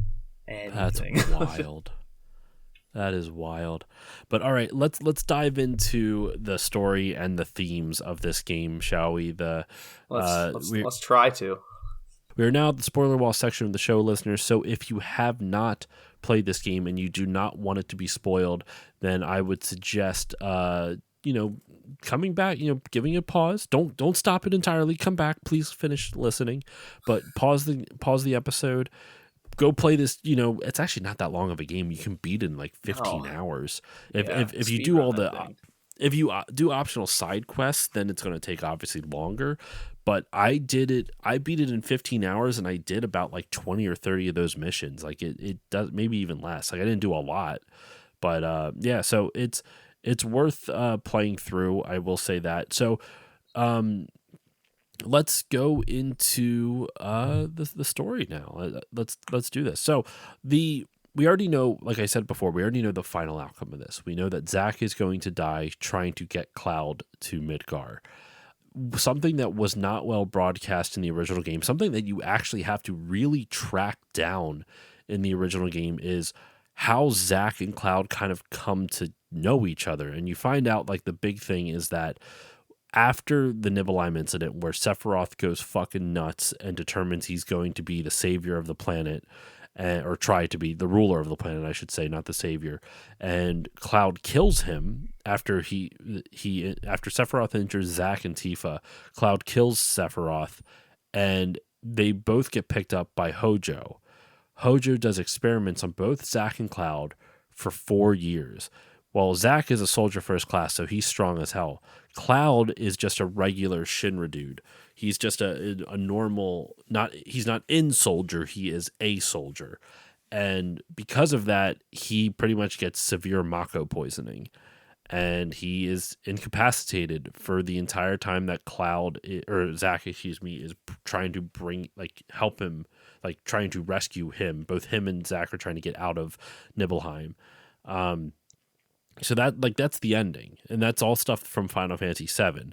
And Zack dies in the way out, but all the stuff leading up to that we don't know much about. So you learn a lot about how Genesis and Angeal are soldier first classes. They're friends with Zack, and they go on missions to end the war with Wutai, only to have one of them go rogue, which is Genesis.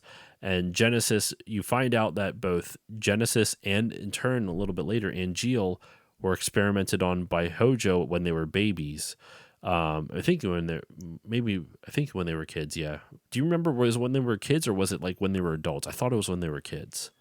I think Genesis is a quote unquote failure of what Sephiroth was supposed to be. They have Project S and Project G. I forget which one's which.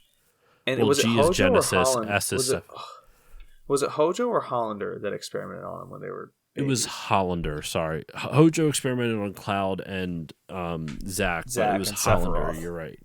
Yeah.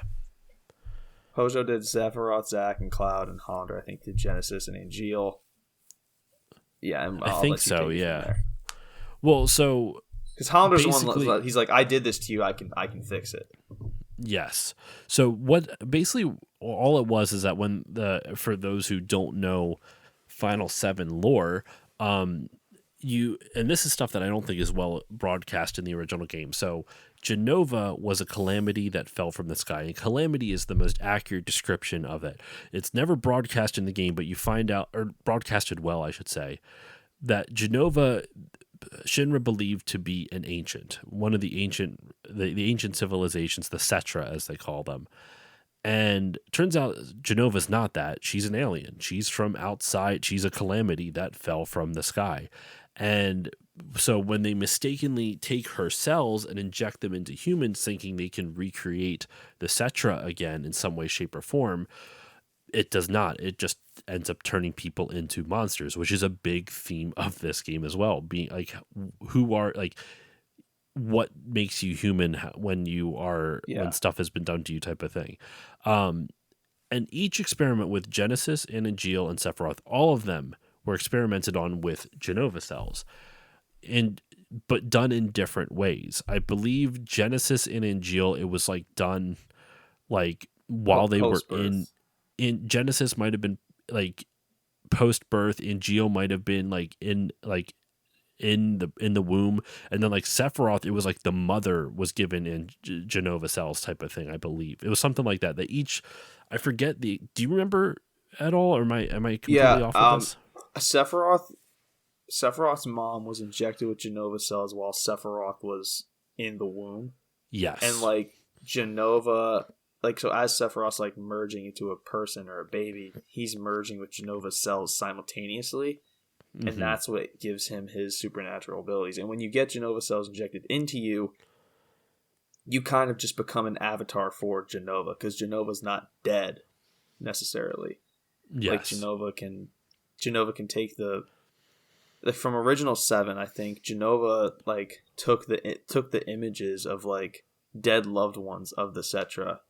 And like that's how she was able to like basically almost drive them extinct until they sealed Jenova away. But when you get Jenova cells injected into you, you lose control of your will, and that's basically the entire arc of Cloud Strife in Final Fantasy VII. But for this game, Angeal and Genesis were, and we'll get into this later, quote unquote, failed experiments, and Sephiroth's like this perfect basically super soldier that stems from this. So they're trying to create super soldiers essentially, and Cetra, like recreate the Cetra. Exactly. And Genesis and Angeal, the reason they are failed is because they start degradation as they call it, and basically it just makes them turn gray and they grow wings. Eventually they'll die. Yeah, I guess. It's a really goofy thing. I'm like, why are you growing wings if you're degrading? There's no rhyme or reason to that. That's all Nomura bullshit. And honestly, it looks really fucking cool. Makes no sense in real life, but it looks really fucking cool, and that's Nomura in a nutshell. And like the most iconic character to have a wing is Sephiroth, and he never has one in Crisis Core. He only ever has one in Advent Children. Dude, I didn't even think about that. You're spot on. You're like the one-winged angel is like the only character to not get a wing in Crisis Core. It makes no sense. I didn't even notice that. Like fucking Hollander and Lazard end up getting wings somehow, and like the one-winged angel, like the dude, the guy that you built this entire idea around, does not get it in Crisis Core. Oh, and they, I guess one character we forgot to mention is Lazard, who is the head of Soldier. He goes rogue eventually as well. And the reason I find it even more funny that he gets a wing is that they even reverse engineer his bullshit even more so, in the sense that all of a sudden I guess I don't understand if he was an experiment too, but somehow he got turned into a clone of Genesis after Genesis started degrading. So Genesis does get killed. Not Genesis. I'm sorry, Angeal.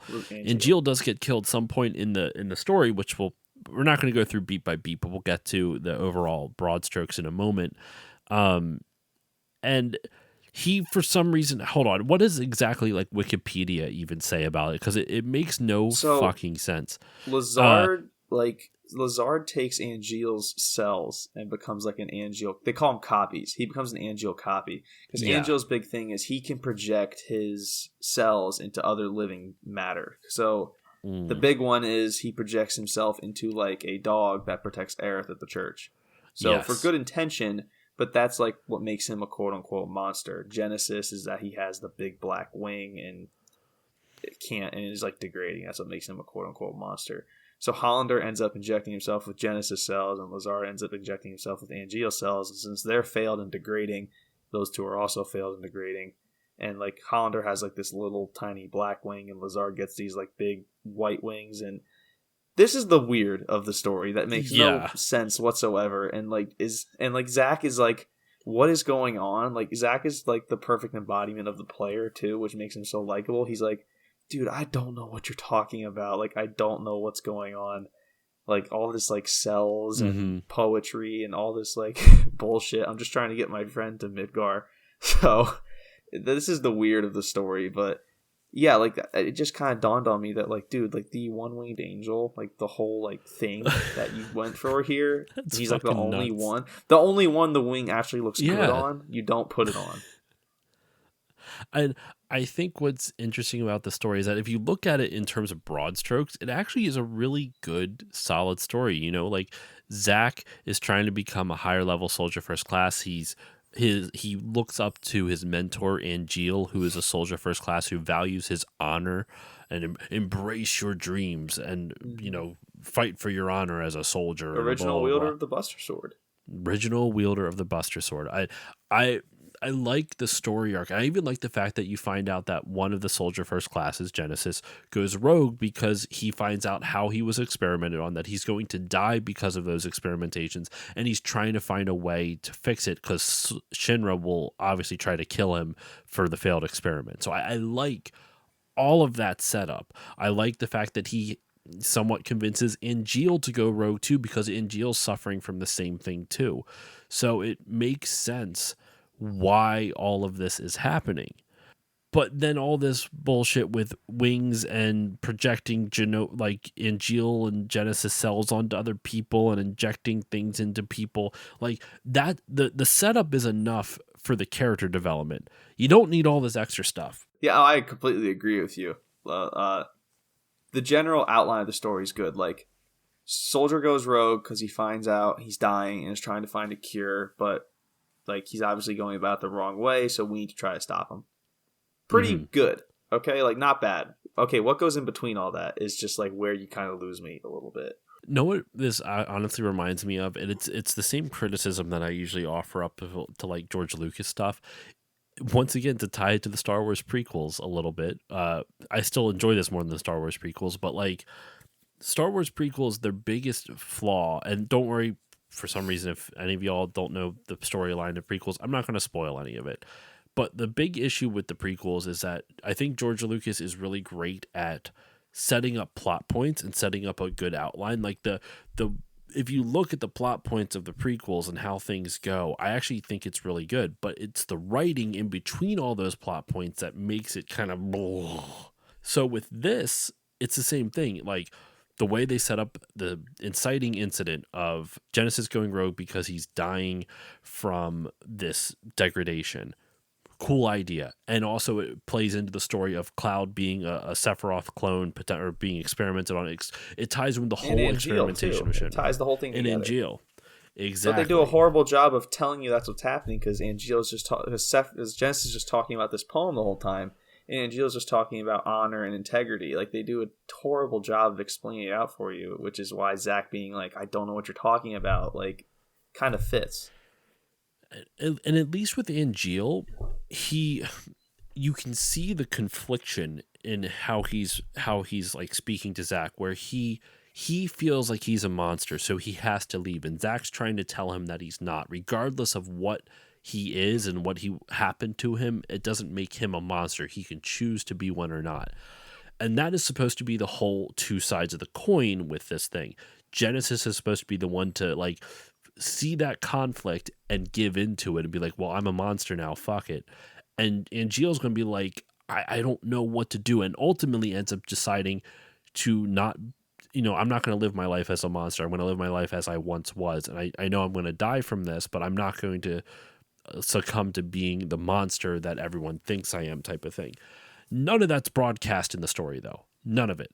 It's because, like you said, dude, like Genesis just talks in this whole loveless, gift of the goddess, holding a fucking brown or like a blue apple or whatever. A dumb apple, yeah. It has all of that, but it's all hidden behind this like garbage script from Genesis, and even I would even say just some of the convoluted Nomura stuff. Like I said, Nomura's fingerprints are all over this. Regardless if he was the writer of this or like the head of the story, he was the creative director. He was in there, baby. He was getting his hands in the mud. I mean, he's the creative director, I want to say, for Reunion, right? But the original director was Hajime Tabata, who worked. I mean, he was at the Square for a while. What else did Tabata do? Actually, before I double check it real quick. He has a couple roles. He was. I mean, he did Before Crisis, which actually this game, I should have said this up top, was going to be a port of Before Crisis before they determined they couldn't do it for one reason or another. But yeah, Tabata is still with the company. He did a game that came out in 2021 called the Pegasus Dream Tour, and it's for iOS and Android. I have no idea what that is, but that's what that means. Oh, and sorry, he no longer works at Square Enix. He's now the CEO of a company called JP Games. So I'm assuming he's with JP Games right now, and that's one of their games. Anyway, but with the story though, really cool overall themes of, when are you a byproduct of what's been done to you? Yes and no, but how you react to it can really determine how, like, is what makes you human. Yeah, is what makes you human, exactly. And I love that theme, and I love that idea. It's just buried in like so much nonsense, and because you can even see it with Zack, where Zack, he gets experimented on by Hojo for 4 years, and when he comes out of it, thankfully he meets like he's still the same, and I like his relationship specifically with Angeal, because Angeal's reaction to becoming a quote unquote monster kind of shows to Zack what you can do when you're kind of confronted with this type of situation, type of thing. And like, he could have become a monster just like Angeal and like left Cloud to die, but that's not it. Cloud's his buddy. He's not leaving his friends behind. So in general, I really like the themes of this. There's so much stuff in between. Sorry, it looks like you were going to say something. Oh no, I was going to say, like, even though we have all this convoluted stuff with the story that we both agree could have been done better, at the core of it's a character that you really like and is really well written, which definitely helps the flow. And I wish they would have leaned into this with Sephiroth more. Like, I wish Sephiroth was in the game a little bit more, because they do a great job of humanizing him and giving him the moments of him being like a really cool dude, and like someone who, yeah, is cold, is callous, is kind of like not above it all, but just not getting a lot emotionally out of him. But seeing that he does kind of become insane, and seeing how Zack has seen two of his, not, I would consider Genesis his friend, but seeing his mentor and then this other dude he was associated with fall into that same insanity, I think they could have leaned into that a little bit more and given Sephiroth some more context. Because another thing I hate was Genesis appearing at the Nibelheim reactor telling Sephiroth how he was born. Like, that took away a lot of the original, like, Sephiroth learning on his own too, which I did not like, because like the Sephiroth in the library, like reading like a maniac for 7 days is what causes him to snap, not this dude who's degrading and his gray hair falling out of the sky, telling him how he was born. Which, how does he even know that? I don't know, because Hollander was the one who experimented on Sephiroth, but that's neither here nor there. So it's just another small change, like we were talking about with Last Order, like how Tifa seeing Cloud kind of like was not a big deal, but a big deal. The same thing with Genesis telling Sephiroth of his origin. Like, not a big deal in the grand scheme of things, but kind of a big deal to me because I really care about that story. I would say, like, Tifa's thing is a lot more, is a bit of a bigger issue because it really affects how Tifa reacts to Cloud as the Final Fantasy VII goes on. With this, I think it's a poor choice. I'm with you. I don't think it has, in terms of how it affects the story at large throughout what Final Fantasy VII ended up doing, I don't think it has too much of an effect, but it's still, I'm 100% with you. It makes Sephiroth's turn not as interesting. And I'm with you as well. I think that they could have fleshed him out a little bit more. They do touch on it a little bit with him in the sense that he has always felt different from everyone else. So when he does learn, because he can't be the donor for Genesis when he gets hurt in the simulation, which is So that's a good job of making him more like, why can't I be the donor? Because that scene is like where the whole budget went to, that fight between the three of them on the Junon reactor, which was sick. But it's a great scene. Yeah, that's kind of like the beginning of Genesis's snap, is that he gets injured and it never heals, which causes him to look into the degradation thing. And then Sephiroth's like, why can't I be the one to help him? And that's when they find out about all the experiments. So cool in that regard, but again, never seen to fruition. And you think that, and like if you just played Crisis Core and never played FF7, you would think Sephiroth like avoids the whole insane thing because Genesis asks for his cells and he's like, nah, dude, like fuck off, like we're not cool. And like you would think like, oh, like he's fine, and then the next scene is him burning the town down. So like, it's, again, I don't love that Genesis was there. I wish they would have went differently with that, but I get that making your Japanese J-pop star your protagonist, you kind of have to give him his moments. So him being with Sephiroth, I'm sure they give him a lot of moments. Yeah, him being with the most iconic, one of the most iconic characters in all of Final Fantasy, I'm sure was preordained. And I don't have an issue necessarily with the relationship, but I'm with you with the Mako reactor 100%. I don't think Genesis needed to be there, but there's so many other, like you had a full on fight scene with Sephiroth and him. Like you didn't need that scene. That's just, it feels like Genesis was almost in it a little too much. Like for being the final villain, he should be in it a lot. No issue with that. But it almost feels like he was in it too much. And if you're going to put a character like that, or any character in it that often, they need to do something every time. Every time you see him, for the most part, it's just him quoting that fucking play. That's what I was going to say. Like, it's not that he was in it too much, it's just that when he just didn't add enough substance to the plot of the story. You nailed it. That's it 100%.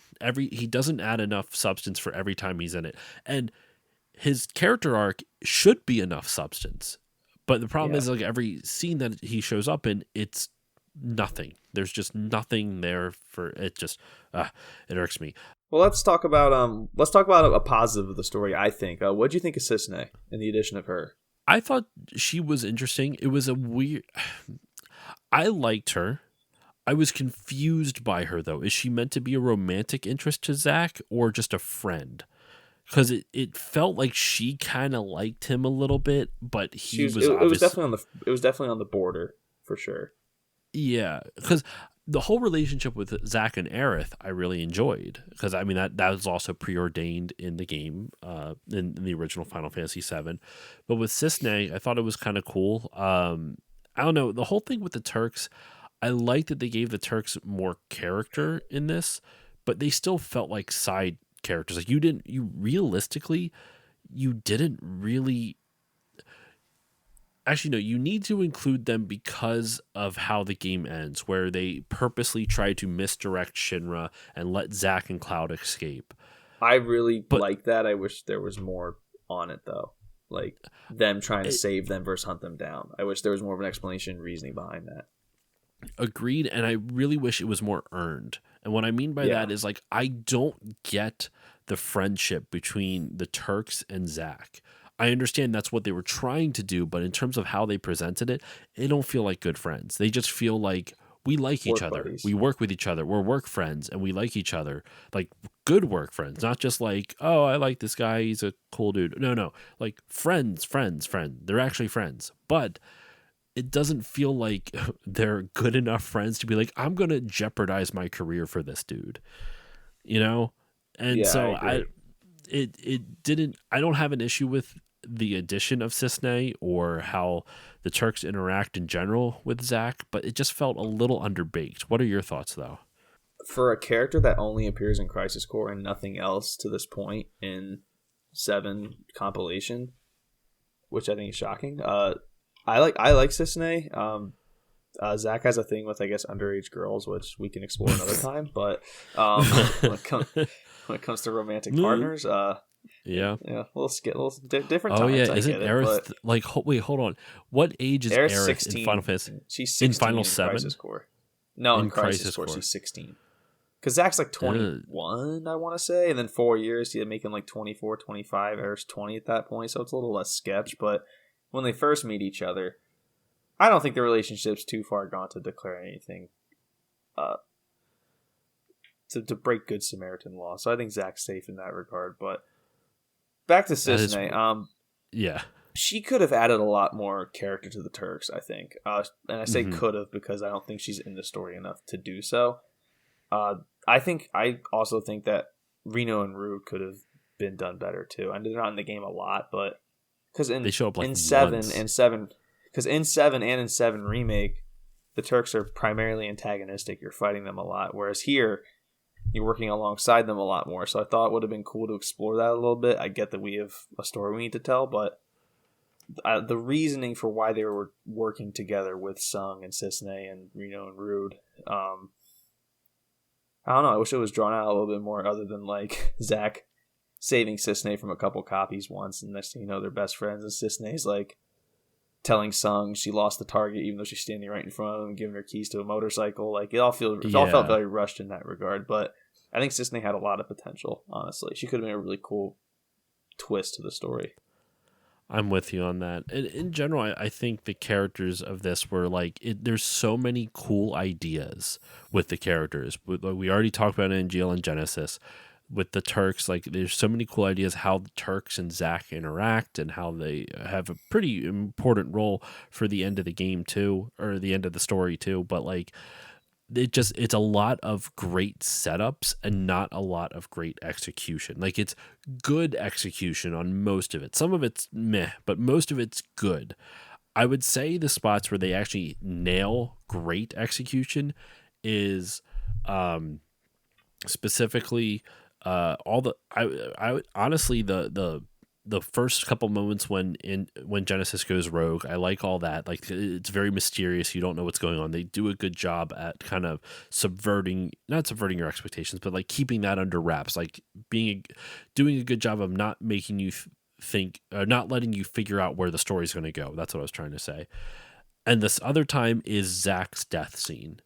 I think they nail Zack's death scene really, really well. There's a couple overdone things too, but what I love about Zack's death, the way they do it, is that they make you play it. It's not just a cutscene. It's the best. It is phenomenal. Absolutely phenomenal. You start off with like there is a army of like hundreds of soldiers, and you can take, I mean, if you really want to, you can see how long you can last, see how many soldiers you can take out. I didn't even bother doing that because I know what this scene's supposed to be. You're supposed to die there. You're supposed to eventually get overwhelmed by soldiers and you can't fight them anymore. And even if you do that, I got down to 1 HP. They don't kill you, even if they hit you a whole bunch of times. So they have that, and then there's like a final like fight with like 3 more dudes, and Zack, he can't defend himself. He's beaten down. You can't dodge. Your attacks are slow. Like they it's a really good moment in the game because instead of just showing you what's happened to Zack, you get to feel it in your core because you're playing through it as Zack beaten down. It's phenomenal. I completely agree. It's the shining moment of the game, and even before playing it, you probably knew it was going to be. But this, is it over the top anime? Absolutely. Does that make it less or more? No, I think it had to be, because that's the moment that is, like I said before, and like we've talked about all day. That moment right there happens literally days before 7 begins, like days before, like in the grand scheme of things. Like Cloud jumping off the train with Avalanche, like Zack died like a week before that. So like it's quick, and it's supposed to be this big moment, and that's the moment that starts what would be 7 and all that. So Zack's death scene was, and like when I talked about like the shining moments are truly high. The Price of Freedom playing was just like the perfect song for that moment. It was like, it was somber, like you knew it was going to happen, but you still wanted to fight through it and fight fate, if you will, even though you couldn't in that moment. So everything about that I thought was perfect. I have nothing more to add.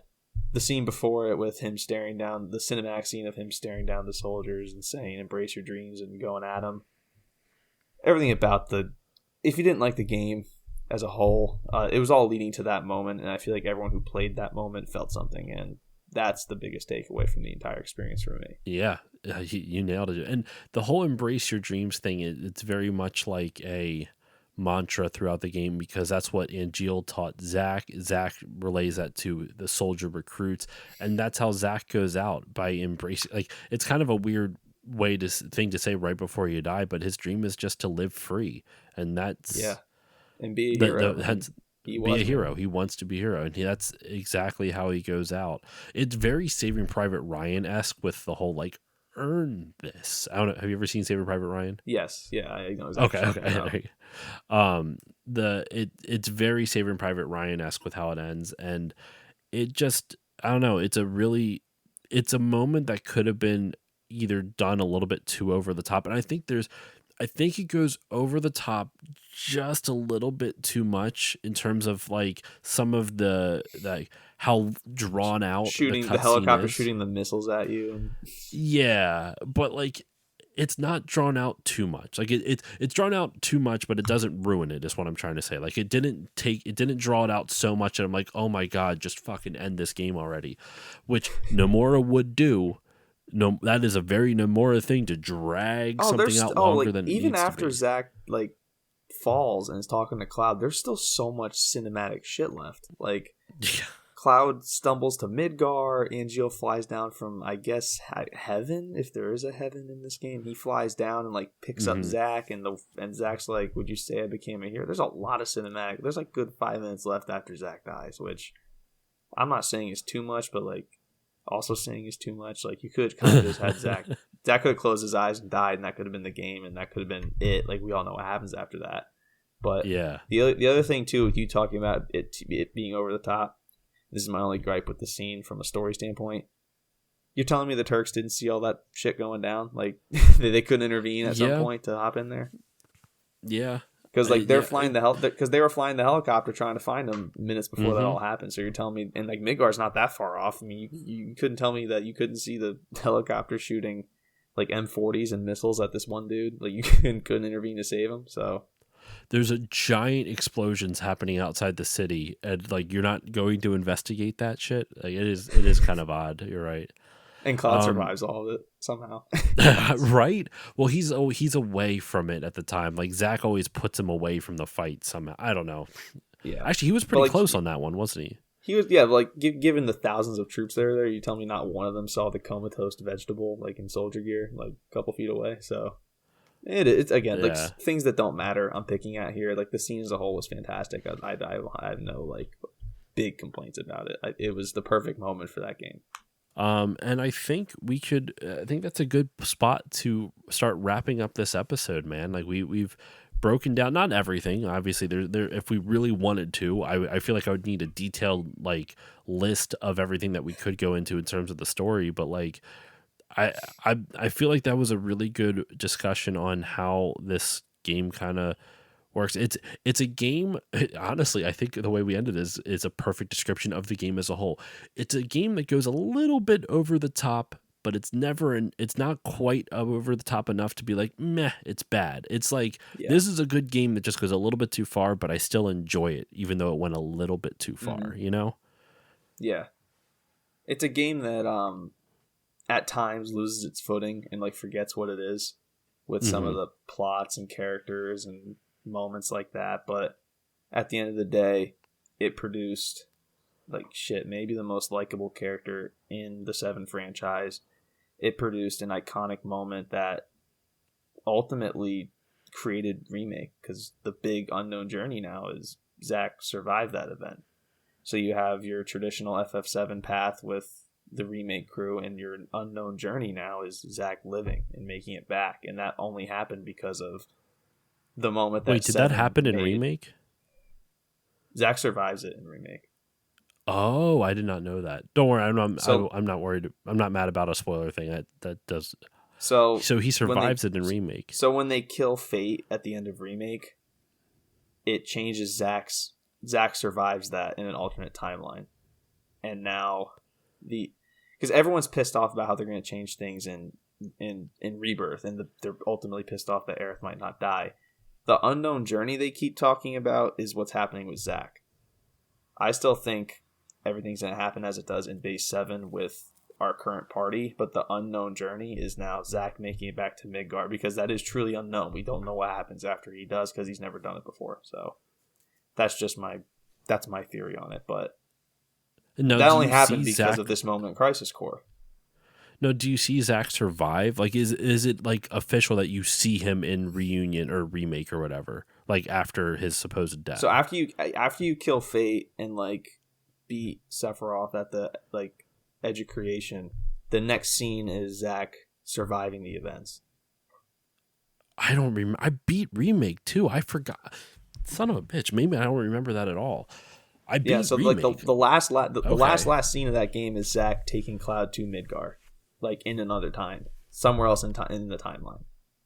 So, okay. That goddamn Nomura and his timelines and that unknown journey they keep talking about is Zack. That's Zack. Okay.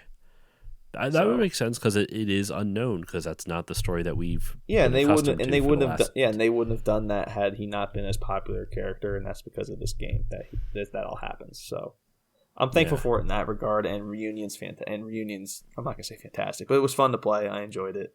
So if you get a chance to play that, it's on basically everything: Xbox, PlayStation, Nintendo Switch. So not hard to find. Wait, is Reunion on Switch? It is. God damn! I could have played Reunion. I should have done more research on that. I just played, because I owned the PSP, so I was like, all right, I'll just play it. It came out on PlayStation 5, PlayStation 4, Switch, Xbox One, and Series X. Son of a bitch. I could actually play it on... Oh, I can play it on my PS4 as well. Okay, I'm dumb. Anyway, I'll get it eventually. At the end of the episode, we're almost... I mean, it's going to be a little bit of a chunk for a coughing spree I had. So listeners, if I sound a little bit off this episode, it's because I've been getting over a cold this past week. But we're almost 2 hours into recording. So it only took that long for me to realize that I could have gotten it on a bunch of other systems and played a different version or played the remake version of the game. But anyway, I think one last thing I want to say before we do our plugs and everything is I really think we cannot overstate, and you kind of bringing it up makes me realize I didn't really talk about it enough during the course of this episode. Zack really is a great character, man. Like he has such an interesting character arc. He is consistently likable throughout the entire game, where other than his questionable choice in dating ages, but he in general is like, he genuinely wants what's best for the people around him and what's best for the world, at least in his eyes. He is trying to maintain a sense of honor, and I think a lot of that stems back from Angeal. I think Angeal is a much more interesting character than the game gives him credit for, because he's very stoic throughout the game, but because of him being Zack's mentor, he sets up Zack's kind of trajectory for the type of person he is throughout the game and the hero he wants to be. And that's why one of Zack's final line is embrace your dreams. That's something that Angeal taught him and stuff like that. It's a really, this game is filled with great characters, not always executed perfectly, and the combat is hit or miss with some people, but I think overall this game's actually worth checking out, even if you don't beat it, just as a curiosity. Just give it a shot, because it's a type of game that I haven't seen another game play exactly like this, which I say as a compliment. It's a really interesting battle system. The storyline is fun, and it's a tough thing for a game developer to create a game where you already know the ending, where you have to match up with something that was pre-existing. Red Dead 2 kind of similarly had this issue, though I think they handled it a little bit. I don't want to say they took an easy way out, but they kind of just like, well, it was a very segmented story. This story in Crisis Core leads directly into the story of Final 7. Like, you cannot have the events of Final Fantasy VII without everything that happens in this game. And by that, I think they did a fantastic job of bridging the gap and expanding out the world and universe in this game, and sometimes in good ways, or sometimes in bad ways. With the whole gift of the goddess stuff, the overly written lines from Genesis, and like some of the cheesy plot choices of like people getting wings and all that other shit. But where it shines is when it shines, man, it really shines. I think it fleshes out the world in a great way, and I really enjoyed my time with it. So, Kolby, throwing it over to you, my friend. What are your final thoughts on the game? My final thoughts ultimately are it gets off to a bit of a slower start, but the final half stretch of that game is truly what Final Fantasy VII fans are going to love, and that it sticks the landing. Because like you said, it's not always the cleanest, it's not always the best in terms of characters, story, all that stuff, but when it has to stick the landing, it sticks the landing. And like you said, the events of 7 and even now Remake can't happen without this game and the events of Crisis Core. So the original game did a lot for its time. Reunion is a great remaster of it. For those who are interested in Remake and want to get into it, highly suggest playing Reunion. And I've already mentioned it, but the biggest thing this game did was it created a character that everyone has genuine interest in. Everyone loves. Everyone is so excited. Gets his own piece of the pie in of the Remake collection and trilogy. So overall, I'm not big on scoring games or giving games numbers or as a measurement.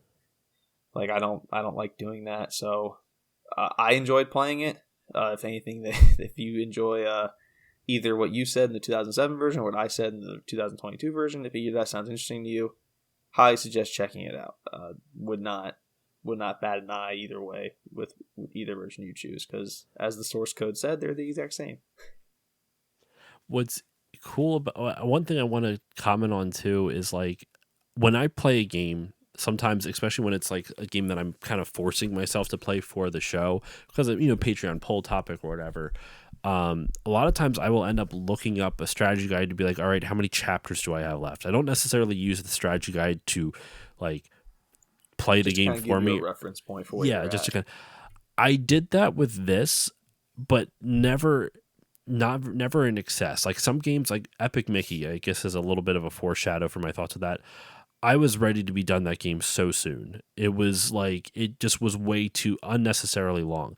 This, honestly, I kind of still want to play it. Like, I think that's the best compliment I can give something. And like I said, I'm not saying this is a great game. I think it's just fun. Like, it's the battle system, for as RNG heavy as it is, it's still really fun. Like, I can't wrap my description around it well. It's just fun, and so I want to go back and play it again, even though I don't really have the time to. So I think that's the highest compliment I can give.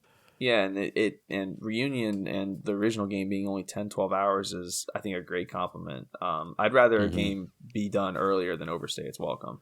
I'm sure you're the same way. So Crisis Core definitely falls into that boat. So if that's something that you're interested in, and like you said, you can play it during lunch breaks. So you can. It really is an easy get in, get out kind of game. And for what, I know it doesn't always sound like it means it's the best product, but it's pretty dang good given that circumstance. Agreed. So let's wrap up this. I was going to say turkey shoot. That means fucking nothing. I don't know what I'm going with this. Let's wrap up this episode, man. Thank you so much for joining me, Kolby. This was a lot of fun. I knew this was going to be a longer episode, and I'm so happy it was, because this was a great conversation about a really fun game. So for my listeners out there, I know your show has been on hiatus for a little bit, but is there any social media you'd like to promote? You want to promote your podcast? Shout it all out, my friend. The floor is yours. Yeah, I'll talk about the podcast. Me and my co-host Tyler, we co-host a podcast called Switch It Up, which is primarily an all things Nintendo podcast. But like you said, at the time of recording, we haven't had an episode since July, which was our big Tears of the Kingdom, like basically a thesis. We did 3 episodes on Tears of the Kingdom that are all like over 2 hours long. So a lot of work went into that. But Tyler and I are at the points in our life where, podcasting is just not something we have the luxury of doing. This is the first podcast I've done in 5 months. So again, thank you for having me on. Sorry if I was a little rusty, but hopefully the show's back. Hopefully the show's back soon. I love doing it. I love doing it with Tyler. We're lifelong best friends. So getting a chance to talk to him about video games is always something I look forward to, and we have a chance of doing it. So Switch It Up podcast on all your available podcast networks. That's something you're interested in. Please check it out, and patiently await our return, because by no means is the show over. We're just having trouble finding time doing it right now. So having the chance to come on other shows like this one, it means a lot. So thank you again for having me. I had a great time talking about this game with you. Dude, thank you for coming on. Thank you for setting aside 2 hours to discuss Crisis Core. Hopefully it doesn't put you in a crisis for tomorrow morning when you have to get up for work. So, for myself, as usual, you can follow me on Facebook, Twitter, Instagram, Blue Sky, Threads, Twitch, at Still Loading Pod on all of those. If you want to support the show, you can give it a rating or review on Apple Podcasts or whichever podcasting app you use, because it makes me feel warm and fuzzy, and I like feeling warm and fuzzy, and it helps more people find the show, which is always a plus. If you want to support the show monetarily, you can go to patreon.com/stillloadingpod for $1 a month.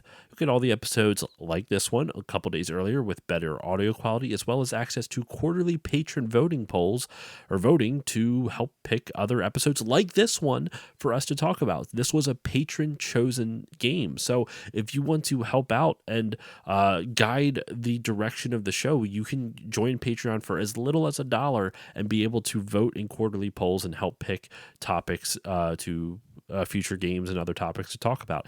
For $4 a month, you'll get everything I mentioned prior: the voting rights, the early access, the better audio quality, plus you'll get 2 mini bonus episodes every month, usually about 15 to 20 minutes each, but there's 2 of them every month, and all of random topics. I do music episodes, I do retro magazine reviews. I've been doing a whole thing on the Gamer 5 portable system, which is 220 in one handheld game system. Evolve, all the games on that thing are of immaculate quality. Such seminal titles like Curly Monkey and Curly Monkey 2, and games that we've definitely all heard of. Only the best. A lot of I don't know if I've said this recently. I don't know when this episode is going to be coming out compared to all the others, but there is a lot of games devoted to you playing as a panda doing various Olympic events, like the long jump and the high jump and different swimming events. It's something. So that's all over at the $4 level. Those bonus episodes just exploring all that stuff. It sounds like it's Kung Fu Panda before Kung Fu Panda. I would that you're really insulting Kung Fu Panda. Well, listen, maybe this is the blueprint for it. I'm sorry. Like, for $4 a month, you can find out, though. You can find out, yeah. And then for $5 a month, you'll get everything I mentioned prior, plus access to Still Bonding, which is my monthly James Bond podcast where me and a bunch of friends bond over 007. Each one of those episodes is minimum 2.5 hours long. The most recent one, the time we were recording this, just dropped, and that was The Living Daylights, and it was just, and I kid you not, 40 seconds shy of 4 hours. So every episode, that's I think the 15th one we've done, that is 15 plus movies, all 2.5 hours long, and that's a lot of content for you for only $5. It's a cup of coffee. So if you want to support me over there, patreon.com/stillloadingpod. So yeah, that is all I got for you on this episode of Still Loading. Kolby, thank you once again for joining me. Oh, thank you so much again for having me. It was a blast. Anytime you want to talk anything, I'm down. Dude, I'll have to have you back on, whether it's Final Fantasy VII or otherwise. We'll get you back on for some other stuff. So yeah, that's all the time I got for you. Thank you all so much for listening, and I will see you all next time.